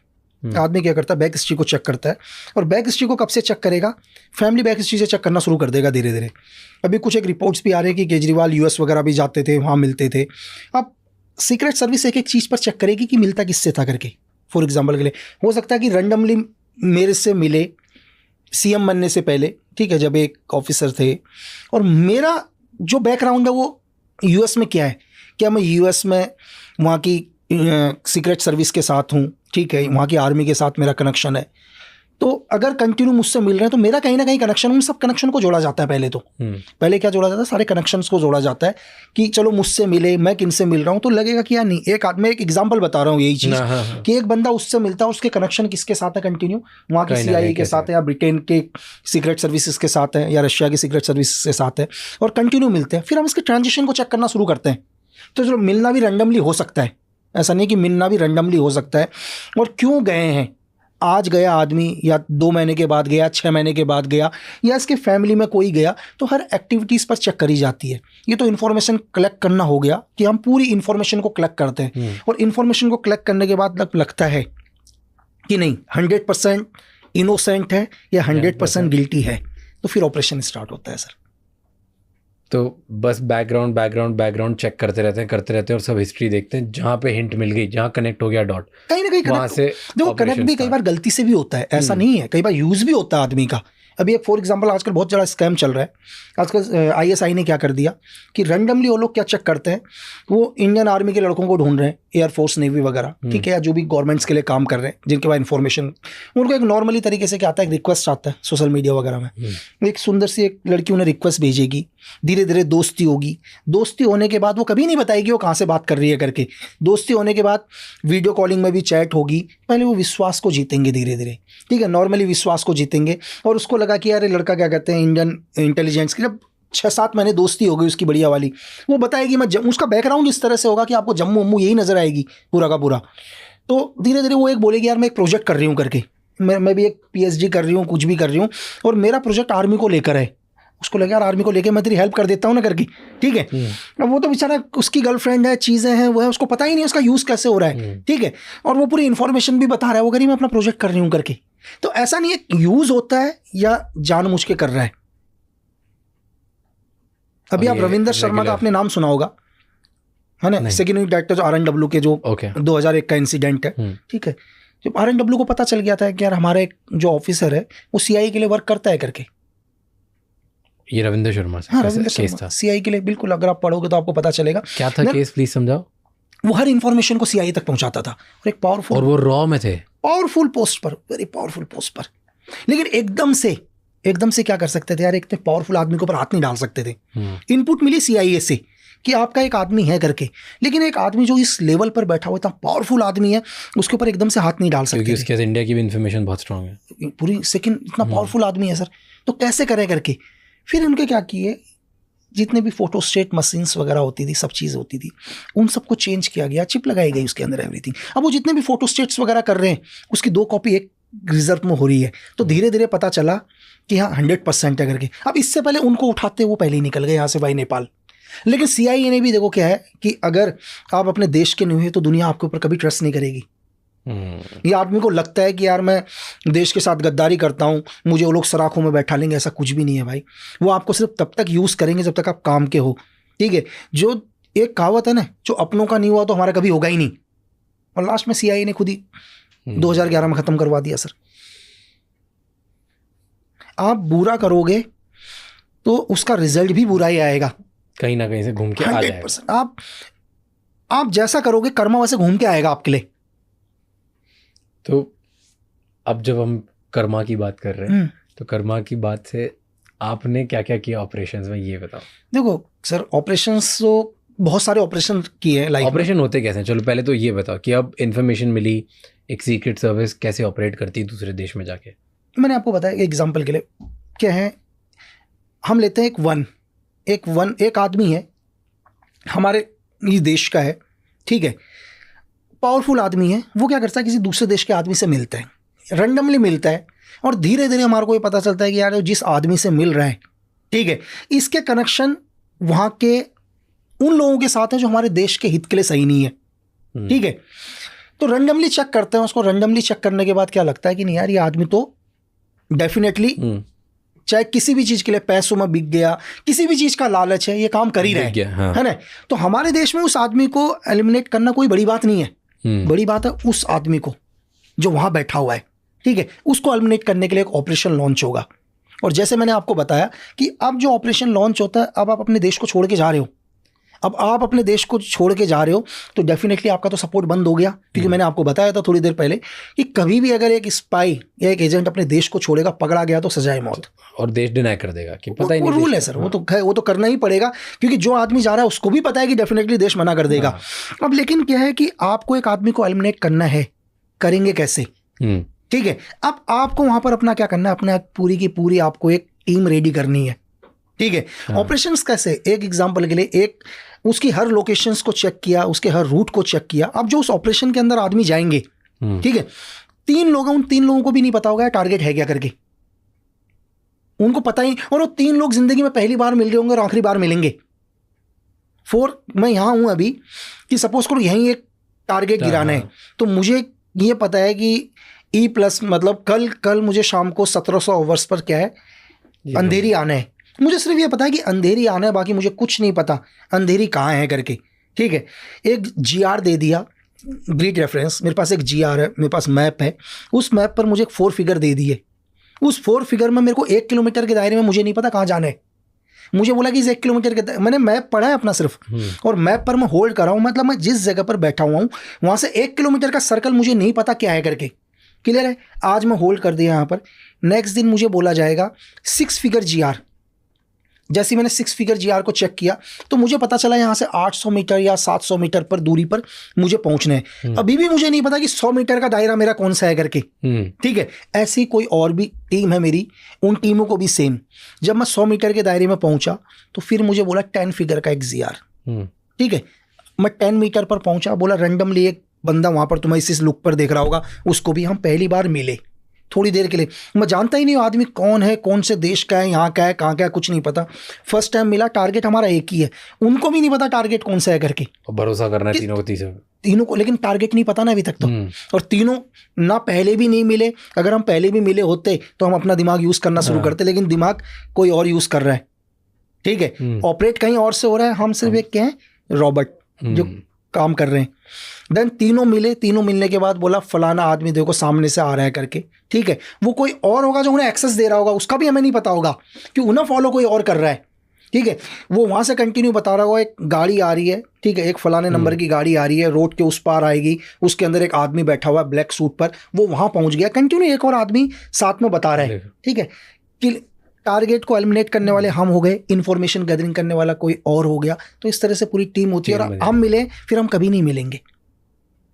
वहां से फिर एस्केप चले गए, निकल गए। एस्केप के लिए भी अपना अपना पूरा रूटीन बैठा हुआ है। एस्केप कराने वाला भी एक दूसरा है कि भाई मेरे को बोला तू ए जगह पर पहुंच, तो वो दूसरे वाले को बी जगह में, ए जगह पर पहुंचा। ए जगह पर पहुंचने के बाद मुझे मेरे डॉक्यूमेंट्स दिए, जो भी है, जो भी चीज़ दिया, नई आइडेंटिटी दी। उसने बोला कि तू सी जगह पर पहुंच। मैं सी जगह पर पहुंचा, सी जगह पर एक आदमी मिला। तो हम पहली बार मिलेंगे और जिंदगी में फिर कभी नहीं मिलेंगे। ऐसे आपने कहाँ पे ऑपरेशंस किए? ऐसे बहुत सारी जगह पर करे सर। मैं जगह तो, कंट्री तो बता नहीं पाऊंगा, लेकिन बहुत सारे ऑपरेशंस रहे लाइफ में। कंट्री नहीं बता पाओगे? कंट्री नहीं बता पाऊंगा, बहुत सारे रहे। बहुत सारी ऐसी रही। कोई एक ऑपरेशन बताओ बिना कंट्री नाम दिए। अब एक्चुअली हुआ क्या था कि एक हमारे कभी सीनियर रहे होंगे कोई भी, हमने एक अपना बिजनेस, एक आदमी इस्टेब्लिश किया एक देश के अंदर, उसको सब कुछ दिया, पैसा ऐसा एवरीथिंग। अच्छा, एक बिजनेस पर्सन आप लोगों ने इस्टेब्लिश किया? हमने नहीं, मेरे सीनियर्स लोगों ने जो भी किया, मतलब इंडिया ने किया, क्योंकि उसका सिर्फ यही काम था कि जब भी उस देश में हमारे देश के लिए कोई दिक्कतें बढ़े या कोई कर रहा है, हमारे जो लोग जाएंगे उसको सपोर्ट करेंगे करके। क्लियर है? अब उसने क्या किया, जब भी वहाँ पर एक ऑपरेशन लॉन्च करना था, ऑपरेशन लॉन्च करने के लिए उससे 1.5 CR की ज़रूरत थी। ठीक है, 2007 के समथिंग में। तो एक टीम गई वहाँ पर, उसके दिल में आ गया लालच। ठीक है, क्योंकि क्या होता है कि गवर्नमेंट भी कभी आदमी को नहीं छेड़ती, हो सकता है 10 साल तक उसको कभी ना छेड़े और ज़िंदगी भर के लिए भी नहीं छेड़ेंगे, इस पर काम नहीं पड़ेगा। तो वो भी शायद रैंडमली भूल गया, कुछ भी हो गया, जब उससे ज़रूरत पड़ी उसके मन में लालच आया और उसने वहाँ की गवर्नमेंट के साथ मिलकर, वहाँ की लोकल पुलिस के साथ मिलकर 3 बंदे मरवा दिए सर, सिर्फ 1.5 CR के चक्कर में। मतलब पैसा देना तो दूर की बात, क्योंकि वेपन्स के साथ टीम थी। अब उनको था यार अपना आदमी ये चीज़ें हैं करके पैसे लेने गए, वहाँ की एक लोकल टास्क फोर्स के साथ तीनों का एनकाउंटर करा दिया। ठीक है, अब उस आदमी को मारना बहुत ज़रूरी था, है ना? अब उस आदमी को मारने के लिए भी कम से कम 1.5 साल की प्लानिंग हुई। फिर उस आदमी को मारना, क्योंकि उसको गिराना बहुत ज़रूरी है। जिसने हमारे 3 आदमी खोए सर, 3 आदमी गए उसकी वजह से। फिर हम उधर गए और जाने के बाद केबल का काम खोला पहले। ठीक है, केबल के काम खोलने, मतलब पहले केबल वगैरह चलता था, आजकल तो हाँ, मतलब हमारी टीम थी वहीं पर। फिर केबल के काम में वहीं पर पूरी टीम लगी, केबल वगैरह के ऑपरेटर। कंटिन्यू उसके ऊपर नज़र रखना शुरू किया, एवरीथिंग, सब कुछ नज़र रखा, उसके हर मूवमेंट के ऊपर हमारी टीम नज़र रख रही थी। ठीक है, अब टीम नज़र रखने के बाद एक दिन इनपुट मिल गया कि यार सुबह सुबह डेली वो टेनिस खेलने जाता है अर्ली मॉर्निंग। ठीक है, उसका डेली का रूटीन है, उसका हर रूटीन को फॉलो कर रहे थे। ठीक है, फिर एक दिन अर्ली मॉर्निंग सुबह गए। अब सुबह जाने के बाद मैं और मेरा साथी था, अब मुझे बाइक चलानी थी। अब मुझे बाइक के ऊपर थोड़ा सा भरोसा नहीं हुआ, क्योंकि कई टाइम के बाद मैं बाइक चला रहा था और मुझे लगा यार मैं एकदम से चला पाऊंगा नहीं चला पाऊंगा करके। तो देन मेरा जो भी एक साथी दूसरा वहाँ पर था, यार मैंने कहा मैं पीछे बैठता हूँ, तू बाइक चला। तो रैंडमली हम गए उधर पर अर्ली मॉर्निंग, सेम टाइम वो निकला वहाँ से, उसको एलिमिनेट किया। जैसे एलिमिनेट किया उसको, एलिमिनेट मतलब कैसे खत्म किया उसको गोली से? हाँ, गोली से खत्म किया। ओके। और देन वापस आए तो पीछे उसका एक बैग रखा हुआ था, और जैसे उसको किया, उसकी गाड़ी टकराई एक खंबे से, मिट्टी का है क्या, पत्थर का, बिजली का खंबा था, उससे टकराया, तो पीछे का दरवाजा हल्का सा वहाँ, तो पीछे एक बैग था क्रिकेट का टाइप का। तो मैंने बोला अरे भाई देखे तो सही क्या है करके, कुछ और तो नहीं हो? तो देखे तो उसमें तो उस देश की करेंसी थी सर भाई, पूरी की पूरी पूरी भरी हुई थी करेंसी। ठीक है, अब हमने कहा यार इसको उठाए नहीं उठाए, तो उसको भी उठा लिया सर। उसको उठाने के बाद वापस उधर गए, तो इतनी देर में तो हल्ला मच गया पूरा का पूरा हर जगह। ठीक है, तो ये हुआ करके उनको लगा कोई लूट या मर्डर हुआ करके साथ में। ठीक है, और किस्मत देख लो कि रीज़न कि उस आदमी ने 1.5 CR के लिए 3 बंदे मरवाए, है ना, 1.5 CR के लिए 3 बंदे मरवाए। और सेम अगर आप करेंसी देखो 10-15 लाख का फर्क रहा होगा करेंसी के हिसाब से, इतने ही उसकी गाड़ी के पीछे मिले सर। इसको कर्मा कह लो क्या कह लो। और ये अपन इंडियन गवर्नमेंट ने निकाल लिया सर? नहीं निकाले नहीं, तो वहीं चले गए सर। पैसा तो नहीं लाए, पैसा तो वहीं चला गया, उस करेंसी को यहाँ नहीं लाए। लेकिन वो करेंसी हमारा मतलब नहीं था, सिर्फ टारगेट को एलिमिनेट करना था। वो तो रैंडमली मिल गया पीछे। और वहाँ से फिर इंडिया वापस कैसे है? वापस सर अपनी टीम बिल्कुल वही एक दूसरी जगह पे गए, दूसरी जगह गए, थोड़ा होल्ड किया जब तक मैटर शांत नहीं हुआ, जब तक होल्ड किया। पर ज़्यादा बेटर उसी टाइम एलिमिनेट करते से निकलना अच्छा होता है कि नहीं, रुकना? डिपेंड करता है सर आपका टारगेट कहाँ पर है। जैसे अगर आपने ये XYZ कंट्री में एलिमिनेट किया, मैं आपको एक उदाहरण, और उसके बाद जब तक वहाँ की पुलिस को पता चलेगा तब तक वो वहाँ पे आपके बारे में सबूत इकट्ठा करेगी या फोटो कहीं से इकट्ठा करेगी, कुछ ना कुछ करेगी, उससे पहले तो आप देश छोड़ दो तो बच गए। नहीं सर, डिपेंड आपका टारगेट कहाँ पर है। अगर सपोज करो मुंबई में एक टारगेट है, मैं कहाँ जाऊँगा मुंबई से? अगर आप मुझे गोरखपुर में एक टारगेट देते हो, मैं नेपाल निकल जाऊँगा। मेरे लिए उसी टाइम निकलना बहुत ईजी है। बट जैसे अगर मान लो मुंबई में हो, तो मुंबई से सीधे निकल के आप पहले यहाँ से कैसे निकलोगे सर? मुझे छोड़ना तो देश ही पड़ेगा ना। मैं फ्लाई तो करूंगा नहीं यहाँ से, अब मैं फ्लाई तो करूंगा नहीं ना, मैं LOC ही क्रॉस करूंगा, चाहे मैं वाई नेपाल निकलूं, वाई बांग्लादेश निकलूं। पानी से निकलना पड़ेगा, लैंड से निकलना, कहीं से निकलना पड़ेगा, मैं फ्लाई नहीं कर पाऊंगा। लेकिन इतनी देर में मैंने आपको बोला कि आपका टारगेट दुनिया के कौन से कोने में है, वो लोकेशन कहाँ पर है, वो बहुत डिपेंड करता है। अगर सेम मुंबई में एक टारगेट होता है एग्जाम्पल के लिए, तो मेरे से यहाँ से निकलना बहुत मुश्किल हो जाएगा, मुझे होल्ड करना पड़ेगा कुछ भी करके, क्योंकि मैं नहीं क्रॉस कर पाऊंगा इंडिया। यही टारगेट मुझे आप गोरखपुर में देते हो, यही टारगेट मणिपुर के अंदर देते हो, ठीक है, मेरे लिए बहुत ईजी होगा क्योंकि बॉर्डर बहुत नजदीक है। डिपेंड करता है मैं कितनी देर में बॉर्डर क्रॉस करूंगा करके। एंड यूजुअली ज़्यादा सेफ लैंड होता है, वाटर होता है? नहीं, लैंड ज़्यादा सेफ, पानी से भी ज़्यादा, पानी से ज़्यादा सेफ लैंड। क्यों ऐसे? क्योंकि एक्चुअली क्या है सर कि लैंड से हम लोग निकलेंगे, पानी से हम लोगों को रडार, देखो पानी से मैं तैर के तो जाऊंगा नहीं सर, डेफिनेटली तैर के तो मुझे बोट लेके जाना पड़ेगा, बोट रडार पर आएगा सर, है ना, कहीं कहीं नेवल बेस के रडार में आएगा। लेकिन जब मैं लैंड क्रॉस कराऊंगा, लैंड में मैं दुनिया के किसी रडार में नजर नहीं आऊंगा, तो लैंड से ज़्यादा आसान, लैंड से ज़्यादा ईजी है। वही तो, आप जैसे सीक्रेट सर्विस में थे, आपको बहुत चीज़ें पता होगी। इंडिया को सबसे ज़्यादा खतरा कौन से देश से? देखो सर, इंडिया को जो खतरा है सबसे ज़्यादा, अभी तो हमारा पड़ोसी देश ही चाइना है सर, जिससे हमारे को सबसे ज़्यादा दिक्कत है सर, डायरेक्ट तरीके से भी सबसे ज़्यादा दिक्कत हमारे को चाइना से ही है। क्योंकि चाइना कभी नहीं चाहेगा कि हम पावरफुल बने सर, क्योंकि पूरा का पूरा एशिया कंट्रोल चाइना ही चाहता है। ये आप अभी से मत देखो, अगर आप 1955 के अंदर देखो तो आप ज़ियाओ लाई जो चाइना के उस टाइम प्रीमियम थे, हमने एक बांडुंग कॉन्फ्रेंस करी उस टाइम, अगर आपको पता हो, एक बांडुंग कॉन्फ्रेंस हुई थी। एक्चुअली क्या होता था, जब सेकेंड वर्ल्ड वॉर के बाद, जब सेकेंड वर्ल्ड वॉर खत्म हुआ 1945 के बाद, हम लोग 47 में हम फ्रीडम हुए, 49 में चाइना हुआ, और उस टाइम दुनिया में 2 ही सुपर पावर देश थे सर, एक USSR था और दूसरा अमेरिका था। ये दोनों पावरफुल बन रहे थे। अब ये दोनों पावरफुल बन रहे थे, दोनों पावरफुल बनने के लिए हम लोग भी चाहते थे यार हमारी भी अर्थव्यवस्था सही हो। उसके लिए सबसे पावरफुल लीडर नेहरू जी, अपने ज़ियाओ लाई जिनको ब्रेन ऑफ चाइना कहा जाता है सर, दोनों ने डिसाइड किया कि यार हम क्यों ना एक बांडुंग कॉन्फ्रेंस करें और इसमें सारे यूरोप और एशिया के देशों को बुलाएं कि हमको भी आगे बढ़ने का अधिकार है। तो चाइना बिल्कुल, ये 1955 से देखो आप कि चाइना बिल्कुल ठीक है, कंधे से कंधा मिलाकर चल रहा है, ठीक है। और तभी 11 अप्रैल 1955 को सुबह 11 बजे एक इंसिडेंट हो जाता है कि जिस प्लेन के अंदर ज़ियाओ लाई जा रहे थे, वो प्लेन हमारा था, इंडियन एयरलाइंस का प्लेन था, इसका निकनेम कश्मीर प्रिंसेस था। वो प्लेन इन्हें हांगकांग से लेकर जकार्ता लेके जाना था, ठीक है। क्रू मेंबर भी इंडिया का था उसमें 6 के 6, और ज़ियाओ लाई को उस प्लेन में जाना था। और वो प्लेन के अंदर एक्चुअली क्या होता है, धमाका हो जाता है और ब्लास्ट हो जाता है, और ये प्लेन नथुला आइलैंड में जाके गिरता है। जब ये प्लेन नथुला आइलैंड में जाके गिरा और उस दिन चाइना के प्रधानमंत्री नहीं बैठे इस प्लेन में प्रीमियम वहाँ के, उनके अपेंडिक्स का दर्द हो गया था। पूरा वर्ल्ड एक तरफ हो गया सर। पूरी दुनिया ने क्या बोला कि हिंदुस्तान को आप एक टेररिज्म देश घोषित करो, क्योंकि इंडिया क्या करता है, बोलता तो भाईचारा है करके कि मैं भाई हूं करके, और ये चाइना के प्रधानमंत्री को मारने की प्लानिंग करता है करके। ठीक है, आप चाहे KGP ले लो, उस टाइम CIA ले लो, MI5 ले लो, ठीक है, इसकी PRC ले लो, ताइवान की KMT ले लो, ये सब के सब लोग बोलते हैं कि इंडिया एक टेररिज्म देश है, क्योंकि प्लेन भी इसका और क्रू मेंबर भी इसके, तो पूरा प्लेन इसके कंट्रोल में था। प्लेन हमारा बॉम्बे से कलकत्ता गया, कलकत्ता से जकार्ता गया, जकार्ता से हांगकांग गया, सारा क्रू मेंबर हमारा ही था। ठीक है, और प्लेन के अंदर बॉम्ब भी इंडिया ने रखा। क्यों रखा? क्योंकि हिंदुस्तान एशिया में पावरफुल बनना चाहता था, एशिया में पावरफुल बनना चाहता था। क्या करें नेहरू जी, पूरे वर्ल्ड एक तरफ हो गया। तो हमने, अब हमारे पास एक ही चाह रहा था कि हम कैसे भी अपने आप को इनोसेंट प्रूफ करें सर।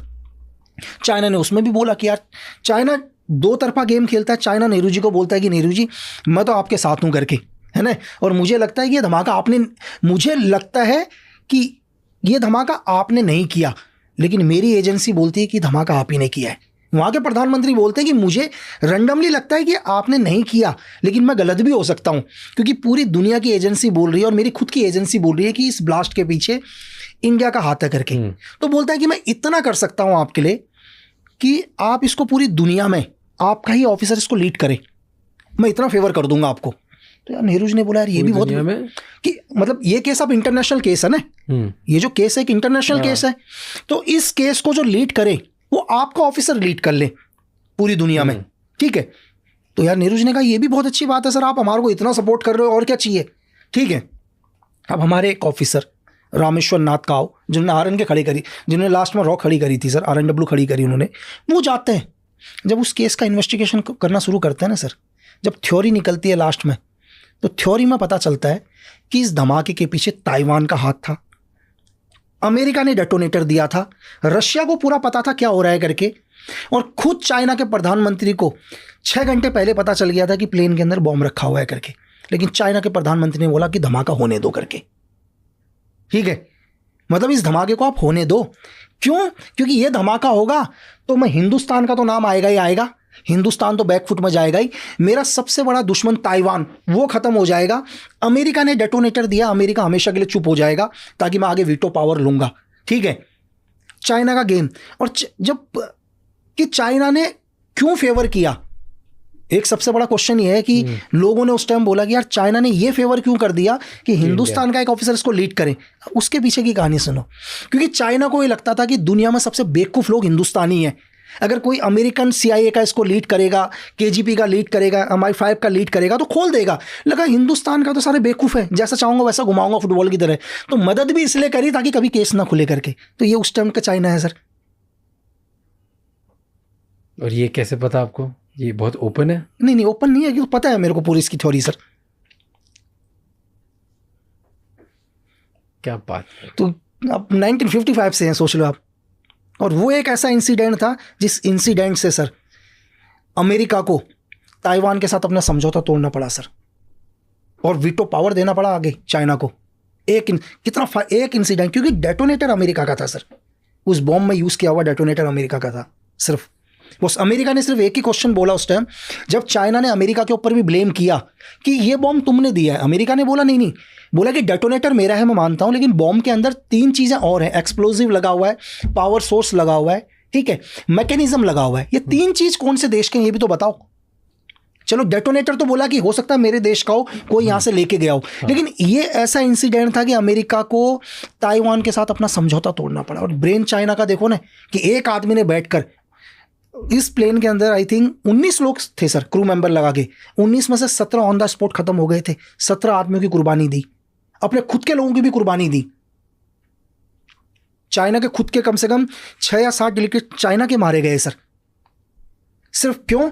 क्योंकि दुनिया में पावरफुल बनने के लिए अपने लोग मरवा दिए, अपने पावरफुल लोग मरवा दिए, ताकि वो ये इस चीज को यूज करे, इस चीज को यूज करे। इसके 2 फायदे।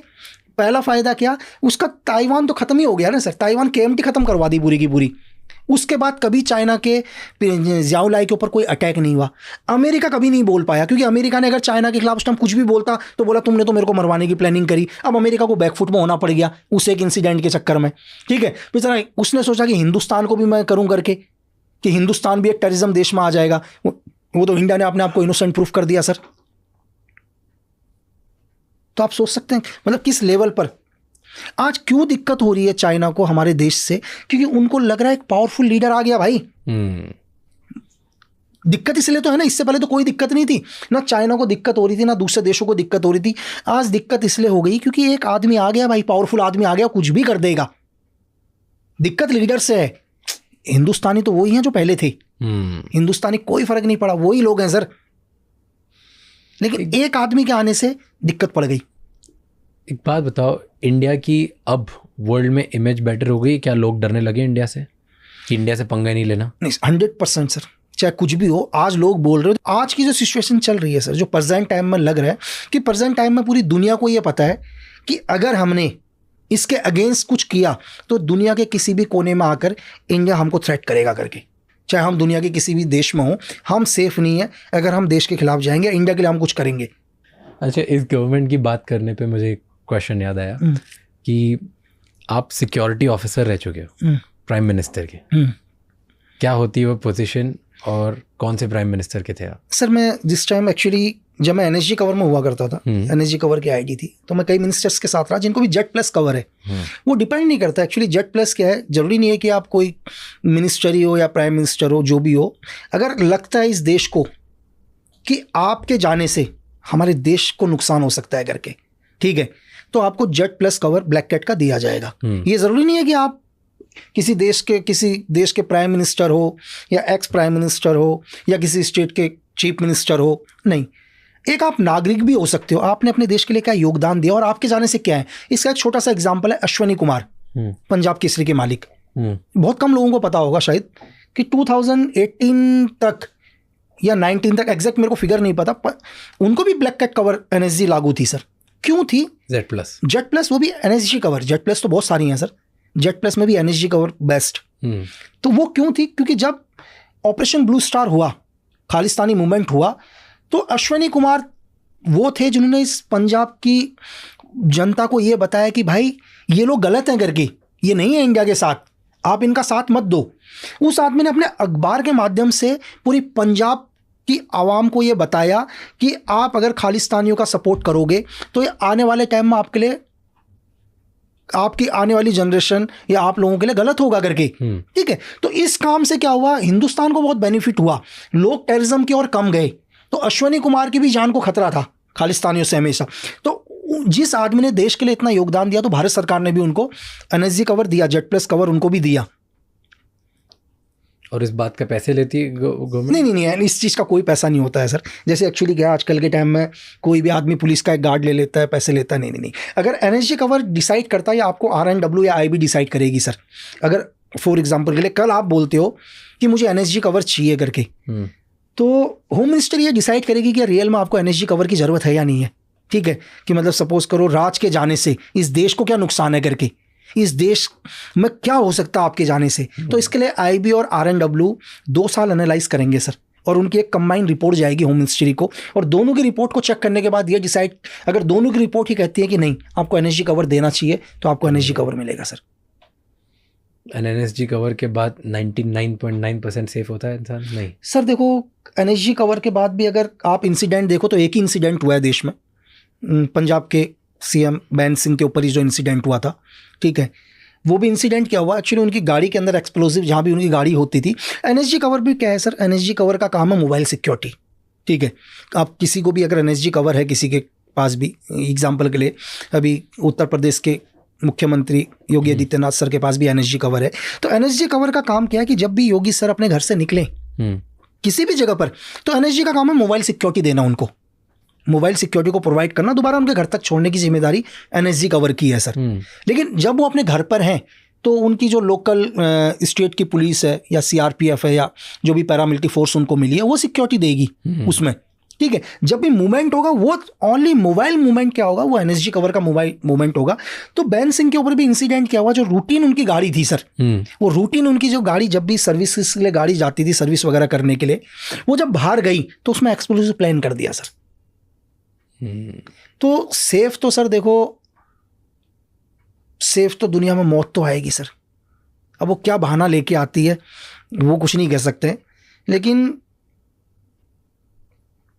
है तो आप 99% सेफ हो, 100% तो दुनिया में कुछ भी नहीं कर सकते हैं सर। तो ये अभी जैसे एनएसजी कवर है, ये सिर्फ चीफ मिनिस्टर्स और प्राइम मिनिस्टर्स को ही मिलती है? नहीं सर, प्राइम मिनिस्टर के पास एसपीजी है, अभी एसपीजी कवर में आते हैं प्राइम मिनिस्टर और Gandhi special protection group sir. वो एसपीजी का अपना ग्रुप है सर। एनएसजी से भी ऊपर होता है? नहीं सर, एक्चुअली देखो एनएसजी क्या है, NSG national security guard. NSG का काम है सर ऑपरेशंस करना। एनएसजी का काम सिक्योरिटी नहीं है कि हम सिक्योरिटी प्रोवाइड करेंगे करके। एनएसजी सिक्योरिटी के लिए नहीं बन रखी है, नेशनल सिक्योरिटी गार्ड बनी है कि इस देश के अंदर अगर कोई भी टेररिज्म अटैक होता है या स्काई मार्शल या एयर में कोई भी प्लेन हाईजैक होता है, जैसे 99 में IC-814 जो हाईजैक हुआ था इंडियन एयरलाइंस की प्लेन जो गंदार लेकर गए थे, उसके बाद स्काई मार्शल भी बनाई गई। एनएसजी का काम है ओनली काउंटर ऑपरेशन लैंड और स्काई में। एनएसजी बनी इसके लिए है सर, एनएसजी नहीं बनी है सिक्योरिटी के लिए। लेकिन एनएसजी है तो सिक्योरिटी दे रहे हैं। अगर कल सपोज करो कोई भी काउंटर अटैक होता है, टेररिज्म होता है, तो एनएसजी की सिक्योरिटी को विड्रॉल कर दिया जाएगा सर। जब वो देश में नहीं कर रहे हैं कोई ऐसा, तो कहीं ना कहीं काम लेने के लिए उनको सिक्योरिटी में लगाया गया है, जो भी एसआरजी ग्रुप है उनका। और एसपीजी ओनली सिक्योरिटी के लिए ही बनी है सर। एसपीजी सिर्फ सिक्योरिटी के लिए ही बनी है, उनको ट्रेन ही सिर्फ सिक्योरिटी के लिए, सिर्फ सिक्योरिटी के लिए ही बना है सर। ओके, सो अभी जो योगी जी के पास है वो एनएसजी है, एनएसजी कवर है योगी जी के पास। और शायद हिंदुस्तान में 16, 17 या 20 आदमियों के पास होगी sir NSG cover. NSG cover. Okay, जैसे ना एक मैं वेब सीरीज़ देख रहा था, मुझे नाम याद नहीं उस सीरीज़ का, पर उसमें ऐसा होता है कि जो प्रेसिडेंशियल सिक्योरिटी होती है, जैसे बाहर के देशों में प्रेसिडेंट्स वगैरह के लिए भी सेम सॉर्ट ऑफ सिक्योरिटी होती है, राइट? तो उसमें ऐसा होता है कि एक शूटर्स होते हैं और एक प्रोटेक्टर्स होते हैं। तो एक पूरी आपकी जो सिक्योरिटी होती है, जैसे मान लो अगर 60 लोगों की सिक्योरिटी है, 50 लोगों की सिक्योरिटी है, उस 50 लोगों की सिक्योरिटी में कुछ लोगों को पता होता है कि कौन प्रोटेक्टर्स हैं और कौन शूटर्स हैं। तो जैसे क्या होता है कि अगर कभी भी क्योटिक सिचुएशन होती है तो जो प्रोटेक्टर्स होते हैं वो शील्ड बना देते हैं उस आपके प्रोटेक्टेड पर्सन के सामने। फॉर एग्जांपल अगर प्रेसिडेंट है तो उसके आसपास वो शील्ड बना देंगे। बात समझ गया। और जो शूटर्स हैं वो साइड से जाके पोजीशन ढूंढते हैं कि भाई ये अगर गन आ रही है, क्योस हो रहा है, तो वो कहाँ से आ रहा है, उनको जाके काम होता है कि सामने वाले को अनाम करो या उस सिचुएशन को कंट्रोल में लेके आओ। और प्रोटेक्टर्स का काम सिर्फ होता है प्रोटेक्ट करना। तो ऐसा अपने इधर भी होता है कि शूटर और प्रोटेक्टर अलग अलग पोजिशन होती है। कि आपको लगता है कि कोई भी एक आदमी है जिसको जेट प्लस है, इसके रिंग्स डिवाइड होते हैं सर। रिंग्स मतलब? रिंग्स डिवाइड होते हैं। अब हम आते हैं सबसे आउटर रिंग्स में। सपोज करो अभी आउटर रिंग्स मतलब क्या? मैं वही बता रहा हूँ आपको। योगी आदित्यनाथ को Z plus black cat cover है, सिर्फ आपको यहाँ ब्लैक कैट कवर नजर आ रहा है, एनएसजी कवर। जो आउटर रिंग्स होगा, उस आउटर रिंग्स का ये काम है इस पूरे वर्ल्ड में, दुनिया में ये पता करना कि योगी आदित्यनाथ के खिलाफ कौन है। चाहे वो पाकिस्तान में होगा, चाहे अमेरिका में होगा, चाहे ब्रिटेन में होगा, चाहे चाइना में, उन लोगों का एक ही काम है सर। क्या काम है? योगी आदित्यनाथ के बारे में पता करना कि कौन से देश से इनको थ्रेट है। Outer ring. फिर नेक्स्ट रिंग के ऊपर आ जाते हैं हम लोग। पूरे हिंदुस्तान के हर स्टेट में आदमी गए होंगे सर इनर रिंग से अंदर, चाहे अब आईबी के हो, किसी के भी हो, जिनका एक ही काम है कि इस देश में कौन सा स्टेट में योगी आदित्यनाथ के लिए गलत सोच रहे हैं, थ्रेट है, क्लियर है। फिर हम उसके स्टेट में आ जाते हैं सर, देश को हटा के स्टेट में आते हैं। तो लोकल इंटेलिजेंस यूनिट जो होगा उस स्टेट का, उनका हर डिस्ट्रिक्ट में लोग होंगे जो सिर्फ ये पता करेंगे कि इनके लिए किस डिस्ट्रिक्ट के लोग क्या भावनाएं रखते हैं, कौन लोग क्या सोचते हैं। ठीक है सर। अब आ जाते हैं हम योगी आदित्यनाथ के पर्टिकुलर्स में। पूरा का पूरा पैरामिलिट्री फोर्स का एक सिक्योर रिंग होगा सर, जहां पर पूरी कंपनी लगी होगी। ठीक है। उसके घर पर मैं आपको बता रहा हूं पूरा का पूरा। ठीक है। अब आ जाते हैं हम, जैसे ही अपने घर से निकलते हैं, एनएसजी कवर सिर्फ इनर कवर हो गया सर। मेरा काम है सिर्फ उनको सेफ लेके जाना। मेरे से बाहर पूरी सीपीटी, पूरी फोर्स लगी पड़ी है सर। ठीक है। मेरा काम नहीं है फाइट करना, मेरा काम है सिर्फ उनको, अगर कुछ भी इंसिडेंट होता है वहां से एस्केप करना, उनको किसी तरह से कवर करके भगाना। फाइटर ग्रुप्स अलग है सर, सारे ग्रुप्स डिवाइड हैं। ठीक है, कि उनको सेफ निकालने का अलग ग्रुप है, फाइटर ग्रुप्स कौन होगा वो अलग है, अंगेज कौन करेगा वो अलग है, उसका पीछा कौन करेगा वो अलग है, उनका अल्टरनेटिव रूट कौन सा है वो है। हर वीआईपी के अल्टरनेटिव रूट्स होते हैं सर पूरे के पूरे, कि कहाँ से हमें निकलना है, कहाँ से क्या करना है, डिफरेंट रिंग्स है, है ना, ये पूरा प्रोसीजर है। हर आदमी का अपना अलग काम है। मेरा काम क्या है, मेरा काम है सीधे वहां से निकालना, दूसरे का काम है फायर देना, तीसरे का काम है उसके ऊपर काउंटर अटैक देना, चौथे का काम है पूरा कॉर्डन करना। सब अलग अलग डिवाइड है सर, बड़ा रिंग्स होते हैं बहुत सारे। तो जैसे एग्जैक्टली मैं यही समझ नहीं हाँ, मैं आपको मैंने शॉर्ट में बताया, तो ये एक थ्योरी है पूरी की पूरी। क्योंकि वो जो सीरीज थी उसमें यही दिखा रहे थे कि प्रेसिडेंट्स को सिक्योर कैसे करा जाता है। ये सब का अगर उनके ऊपर ये भी है कि उनके ऊपर जैसे फायर आएगा एक कॉर्डन बन जाएगा आदमी का, आदमी कवर कर लेंगे उनको, वो सेफ हो जाएंगे, चारों तरफ से आदमी कवर हो जाएंगे, उनको सेफ निकाल के लेके जाएंगे, टारगेट नजर नहीं आएगा। एग्जैक्टली एग्जाम्पल के लिए कि ये एक टारगेट है, ये हमारा पीपी है, इस एरिया से फायर आया तो यहाँ आदमी का एक पूरा कवर बन जाएगा, पूरा पूरा निकालेगा इनको। ठीक है, दूसरे का काम होगा उनके ऊपर काउंटर करना, फिर उसके लिए पूरी टीम अलग है, उनके लिए पूरी डिफरेंट टीम है बहुत सारी। एग्जैक्टली तो वही मतलब उस सीरीज में यही दिखाया गया था कि शूटर्स अलग होते हैं जो इंगेज और शूट करते हैं, प्रोटेक्टर्स अलग होते हैं जो प्रोटेक्ट करते हैं, ड्राइवर्स अलग डेडिकेटेड होते हैं कि डिफरेंट, हर गाड़ी रेडी होनी चाहिए, 6 गाड़ियां रेडी होती हैं, गाड़ी खाली भी होंगी, अलग भी होंगी गाड़ी, एक गाड़ी साथ में और चल रही होंगी, अगर गाड़ी हमें चेंज करनी पड़ जाए हम किसी और गाड़ी पर भी जाएंगे करके। 6 गाड़ियां अलग अलग जगह 6 होती है, जिनमें से 5 विजिबल होती है और एक पता भी नहीं होता, एक सिविलियन की कार होती है, वहां पर भी होते हैं। एंड देन एक नेगोशिएटर भी फुल टाइम चलता है, अपने इधर भी नेगोशिएटर होता है। नहीं बिल्कुल 100%। क्योंकि वो बहुत इंटरेस्टिंग था मेरे लिए देखना कि जो नेगोशिएटर्स भी साथ में चलते हैं, कि अगर इन सब के बाद भी कोई फंस गया बिल्कुल बिल्कुल तो उधर उस सिचुएशन में फुल टाइम उनके साथ नेगोशिएटर्स होने चाहिए जो स्पेशल नेगोशिएशन के लिए ट्रेन होने चाहिए कि उस पर्टिकुलर सिचुएशन निकाला कैसे जाए। मैं आपको बता रहा हूँ ना, गोरखपुर में एक शादी थी, मैं राजनाथ सर के साथ गया हुआ था। अब एक्चुअली क्या हुआ कि यार वो शादी थी कि नहीं की, तो शादी में वो लोग अंदर गए तो ड्राइवर थे, यार मुझे लगा ड्राइवर को भी खाने के लिए भेज देना चाहिए यार। मेरी गलती क्या हो गई, मैंने ड्राइवर को खाने के लिए भेज दिया, और जैसे ही खाने के लिए भेजा राजनाथ सर आ गए यार। अब वहाँ तो पता नहीं उस शादी में तो हजारों की भीड़ आ रखी थी सर, अब मैं क्या करूँ, है ना, तो मुझे दूसरी गाड़ी में बैठाना पड़ा उनको। और मैंने वहाँ एक प्रोग्राम चल रहा था, एक कॉमेडियन है राजू श्रीवास्तव, उनका प्रोग्राम चल रहा था, मैंने प्रोग्राम को स्टॉप कर, मैंने भेज दिया गाड़ी, टारगेट मूव कर दिया, मैंने अनाउंस करवाया कि यार ड्राइवर जल्दी आओ, मैं पीछे की गाड़ी से निकला। तो इतनी फास्ट पे ये सब बिल्कुल स्पेसिफिक, ये सब अवेयरनेस होनी चाहिए कि आपका प्रेजेंस ऑफ माइंड क्या चल रहा है सर, और वो रुकते नहीं है। नहीं सर, एक पीपी रुकेगा ही नहीं कभी भी। क्या होता है पीपी के लिए, क्या गाइडलाइंस होती है कि वो चलते चलते रुक नहीं सकते? नहीं, वो अपनी मर्जी से अपने बच्चे को भी गाड़ी में नहीं बैठा सकता सर, अपनी वाइफ को नहीं बैठा सकता। अच्छा, और बताओ, अगर सपोज करो एक एग्जांपल के लिए, एक जेट प्लस है ना, जेट प्लस है, वो अपनी वाइफ को अपनी कार में नहीं बैठा सकता सर। क्या बात नहीं, बिल्कुल उसकी वाइफ, मैं नहीं जानता उसकी वाइफ को, उसकी वाइफ उसके घर के अंदर होगी, कहीं और होगी, वो दूसरी गाड़ी में आएगी, उसकी वाइफ मरवा दे सर उसको। उनके बच्चे भी नहीं बैठ सकते? मैंने कह दिया वाइफ नहीं बैठेगी सर, बच्चा तो दूर की बात, फिर उसकी वाइफ भी उसके साथ नहीं बैठेगी सर, एज ए प्रोटोकॉल। और क्या प्रोटोकॉल्स होते हैं? आपने बोला रुकना भी अलाउड नहीं होता? नहीं, जैसे मूवमेंट कर रहा है वो हर रूट्स हर फॉलो करेगा अपने सिक्योरिटी ऑफिसर के हिसाब से। तो फॉर एग्जाम्पल जैसे सर बाहर आ गए, एक बार बोल दिया होल्ड, आपने बोला कि 5 मिनट रुको, गाड़ी आ रही है, ऐसा नहीं कर सकते? नहीं, अगर मैंने बोल दिया एग्जाम्पल के नहीं सर वेट करो करके, तो वेट, चाहे वो 10 मिनट रुक जाए, 15 मिनट, सर वेट करो, 10 मिनट रुकेंगे हम यहाँ पर। क्यों रुकेंगे, वो डिफरेंट चीज़ है, कुछ भी होता मुझे नहीं लग रहा कि भी जाना चाहिए, मैंने बोला मूव तो मूव, नहीं रुकेंगे फिर। तो जो एक कमांडिंग ऑफिसर होगा उस पर्टिकुलर उसमें, जिसको जो भी बोलेंगे, बिल्कुल हाँ, हर किसी का लीड होगा। आपकी मीटिंग खत्म हो गई ना, अब आपको जाना है, कैसे जाना है हमारे ऊपर है, जाना कैसे, कब जाना है, कितनी कैसे जाना है, कैसे जाना है, गाड़ी की स्पीड क्या रहेगी, कहाँ होगा, कौन सा रूट फॉलो करेंगे, सब एवरीथिंग।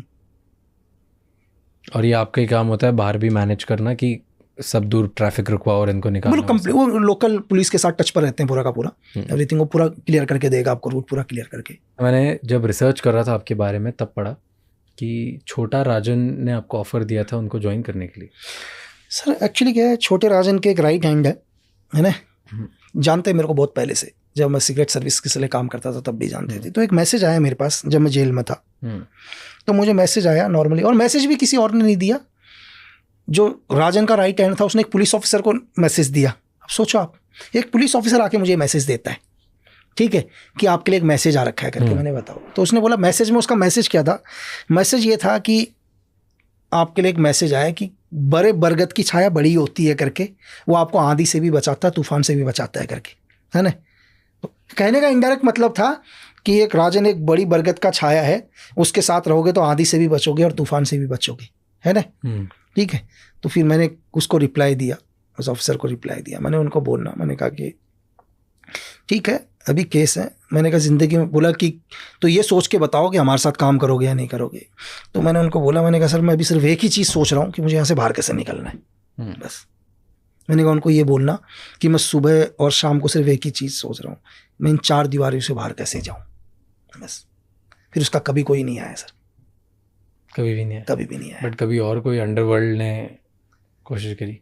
छोटा मोटा वो तो चलता रहता है, कोई बोलता है कि ज्वाइन कर लो, ये कर लो, हमारा वो काम देख लो, चीज़ें देख लो, एवरीथिंग। ओके, मेरे 2-3 क्वेश्चन है इसको लेके कि अंडरवर्ल्ड कितना पॉलिटिक्स से या पॉलिटिशियन से जुड़ा हुआ है? देखो पॉलिटिक्स दोनों एक दूसरे से हैं सर, दोनों को एक दूसरे की ज़रूरत पड़ती है ना। आप आंकड़ा उठाकर देखो कभी भी, आपको पता है अभी इलेक्शन स्टार्ट हो गए, इस टाइम क्राइम सबसे कम होगा सर। क्यों होगा? इस टाइम सारे क्रिमिनल्स सब इलेक्शन के काम में लग चुके हैं। क्राइम रेशियो, आप दुनिया का कोई भी क्राइम रेशियो देखो तो जब भी किसी देश के अंदर इलेक्शन होता है क्राइम रेशियो घट जाता है, क्योंकि सारे पॉलिटिशियनों के लिए वही लोग काम कर रहे हैं, बिजी हो गए ना एक साइड में। एक की हम लोग सिक्योरिटी ऑफिसर की बात करते हैं, एसपीजी की बात कर रहे थे, पीएम, प्रेसिडेंट्स, सीएम, इनकी सिक्योरिटी की बात कर रहे थे, राइट। इनमें जैसे इंदिरा गांधी के साथ हुआ, राइट, इंदिरा गांधी जी के साथ यही हुआ कि उनके बॉडीगार्ड्स के थ्रू ही शायद शूट आउट कर दिया था, राइट। और ऐसे बहुत सारे केसेस होते हैं अराउंड द वर्ल्ड। तो ये कैसे डिसाइड होता है, कैसे ट्रस्ट किया जाता है कि ये इंसान ट्रस्टेबल है, ये मैं अगर प्राइम मिनिस्टर हूँ या मैं एक चीफ मिनिस्टर हूँ तो मेरे आसपास ये 4 लोग रह सकते हैं? सबसे पहले क्या होता है कि आर्मड फोर्स का कोई भी बंदा, एसपीजी के अंदर क्या है, पैरामिलिट्री फोर्सेस है, आर्मी नहीं है एसपीजी में। तो पैरामिलिट्री फोर्सेस का कोई भी बंदा क्या होता है, एसपीजी के लिए अप्लाई करता है। क्या करता है? एसपीजी के लिए अप्लाई करता है कि मैं एसपीजी में जाना चाहता हूँ। अब इसका पूरा बैकग्राउंड चेक किया जाता है, इसका, इसके बाप का, इसके पूरे खानदान का बैकग्राउंड, ठीक है, पूरी हिस्ट्री क्लियर होती है इनकी कि ये बंदा, इसके दूर दूर के खानदान में भी आज तक का कोई भी गलत रिकॉर्ड नहीं है किसी का भी, क्लियर है। इसके बाद क्या होता है, ये एसपीजी के लिए अप्लाई करते हैं, एसपीजी में आ गया। अब इसके ऊपर भी एजेंसीज की नज़र होती है, इसके हर मूवमेंट के ऊपर, ठीक है। ये जब छुट्टी भी जाता है तब भी इसके ऊपर नज़र होती है, किससे बात करता है फ़ोन, इसके हर मूवमेंट के ऊपर नज़र होता है, टैप होता है हर मूवमेंट के ऊपर। तो ऑलरेडी जो भी उसकी सिक्योरिटी में ऑब्जर्वेशन में है, पूरा का पूरा सर्वेलेंस में लगा हुआ है वो हर चीज़, ठीक है। इससे कंट्रोल पहले तो जाने से भी पहले उसका बैकग्राउंड चेक किया जाएगा, चाहे वो किसी भी फोर्स का हो। अगर सपोज करो कोई सीआरपीएफ का है और सीआरपीएफ का एक आदमी फॉर एग्जांपल के लिए कि एसपीजी के लिए अप्लाई करना चाहता है, एक असिस्टेंट कमांडर सीआरपीएफ का, और पता चलता है कि सीआरपीएफ का जो असिस्टेंट कमांडर है एसपीजी के लिए अप्लाई करना चाह रहा है, तो पता चला कि इसके जो ताऊ जी के बेटे के पोते के नाना के भाई कांग्रेस में, तब भी नहीं आएगा वो। इतना लंबा रिलेशन भी बता दिया मैंने आपको कि ये कांग्रेस में एक नेता है, छूट भुइया ही क्यों ना है, यानी कि कांग्रेस को हल्का सा सपोर्ट कर दिया उन्होंने, इतनी तो भी उसको एसपीजी में नहीं लेंगे। तो फिर तो कंप्लीट ट्रैक रिकॉर्ड, पर तो भी 100% श्योरिटी तो हो नहीं सकती। 100% नहीं होती तो नहीं, सर्वेलेंस है ना कंटिन्यू, हर मूवमेंट पर, कहीं भी शक होगा तो हटा देंगे। पर जैसे तो नहीं, इंदिरा गांधी को बताया था सर, वॉर्न किया था क्या कि आप अपनी सिक्योरिटी हटाओ, थ्रेट है। इंदिरा गांधी ने नहीं किया, सिक्योरिटी वायलेशन किया, बिल्कुल उसको बोल दिया था कि आप अपनी सिक्योरिटी को हटाओ करके। अच्छा, बिल्कुल बता दिया था। ऑपरेशन ब्लू स्टार हुआ था तो बोल दिया था ना, हटा दो करके सिक्योरिटी, जो आपके पंजाबी जो आपकी सिक्योरिटी में है। नहीं, इंदिरा गांधी ने नहीं हटाया, तो सिक्योरिटी ने तो बता दिया था कि आपकी सिक्योरिटी को आप चेंज करो करके, थ्रेट है सिक्योरिटी से, उन्होंने नहीं चेंज किया। एंड बिल्कुल सेम उनके साथ भी हुआ था, राजीव गांधी, राइट? हाँ, मैं समझ गया, बिल्कुल उनके साथ भी यही हुआ सेम। फिर उनकी जो लास्ट मीटिंग थी वो भी कैंसिल करने के लिए बोला था, लेकिन फिर भी नहीं करा उन्होंने। 23 था से डेट 23 मुझे एग्जैक्ट 1991 एग्जैक्ट, तो उनको मना किया था, RNW ने मना कर दिया था थ्रेट है करके, नहीं माने, उन्होंने कहा नहीं भाई मैं जाऊंगा करके। अच्छा, मेरे को लास्ट जो क्वेश्चन मैं पूछना चाह रहा था, दैट वाज कॉन्ट्रैक्ट किलिंग, जब हमने गूगल किया तो आपके नाम के आगे कॉन्ट्रैक्ट किलर क्यों लिखा है? देखो एक्चुअली क्या है, मैंने आपको बोला कि ये कुछ एक नाम आया नहीं कि एक्चुअली लीमो आपका नेम है और लीमो कॉन्ट्रैक्ट किलिंग में के साथ नाम आया गया। नहीं एक्चुअली क्या है सर, इसमें कोड है लीमा के नाम से, है ना, लीमा के नाम से कोड है। क्योंकि मैंने जैसे आपको बताया कि कुछ एक जगह पर, चाहे बांग्लादेश रहे हो, है ना सर, चाहे श्रीलंका रहा हो, है ना, चाहे आपका ये बलूचिस्तान रहा हो, तो वहाँ पर एक कुछ इंसिडेंट्स आए, ठीक है, तो कुछ एक इंसिडेंट्स हुए थे, चाहे कॉन्गो में हुआ हो, तो उस इंसिडेंट्स के नाम को इनडायरेक्ट तरीके से मेरे साथ जोड़ा गया था करके। अच्छा, ठीक है, तो लीमा ज़बरदस्ती जोड़ा गया कि नहीं, नाम तो लीमा मेरा कोड ही है।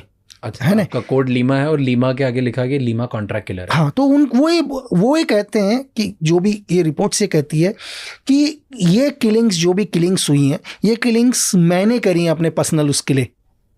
ओके, पर्सनल एजेंडा के लिए, पर्सनल एजेंडा के लिए। और जबकि आपने करी है। नहीं, मैंने तो कुछ नहीं सर, मैं तो एक इनोसेंट आदमी हूँ, है ना। Got it. तो बट कॉन्ट्रैक्ट किलिंग बहुत नॉर्मल है इंडिया में?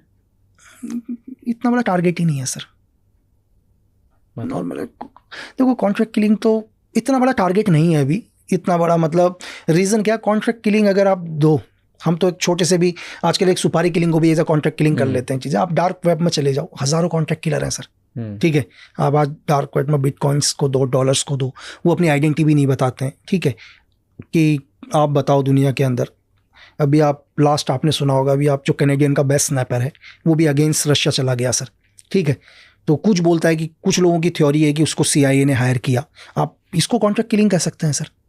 अभी आप जो रशियन की प्राइवेट आर्मी है, ठीक है, अब उसको आप प्राइवेट आर्मी को क्या बोलोगे सर, कॉन्ट्रैक्ट किलर बोलोगे, क्या बोलेंगे? चलो पुतिन ने एक प्राइवेट आर्मी हायर करी वॉर यूक्रेन के लिए, वो भी तो पैसों के लिए लड़ रहे हैं ना, वो तो पैसों के लिए ही तो है। वो आर्मी आज यूक्रेन के खिलाफ फाइट कर रही है, आप उसको कॉन्ट्रैक्ट किलिंग बोलोगे या देशभक्ति बोलोगे? उस स्नैपर को आप क्या बोलोगे जो यूक्रेन की तरफ से फाइट कर रहा है अगेंस्ट रशिया? क्योंकि पैसा तो US ने ही दिया है, अब वो कॉन्ट्रैक्ट किलर है या क्या है?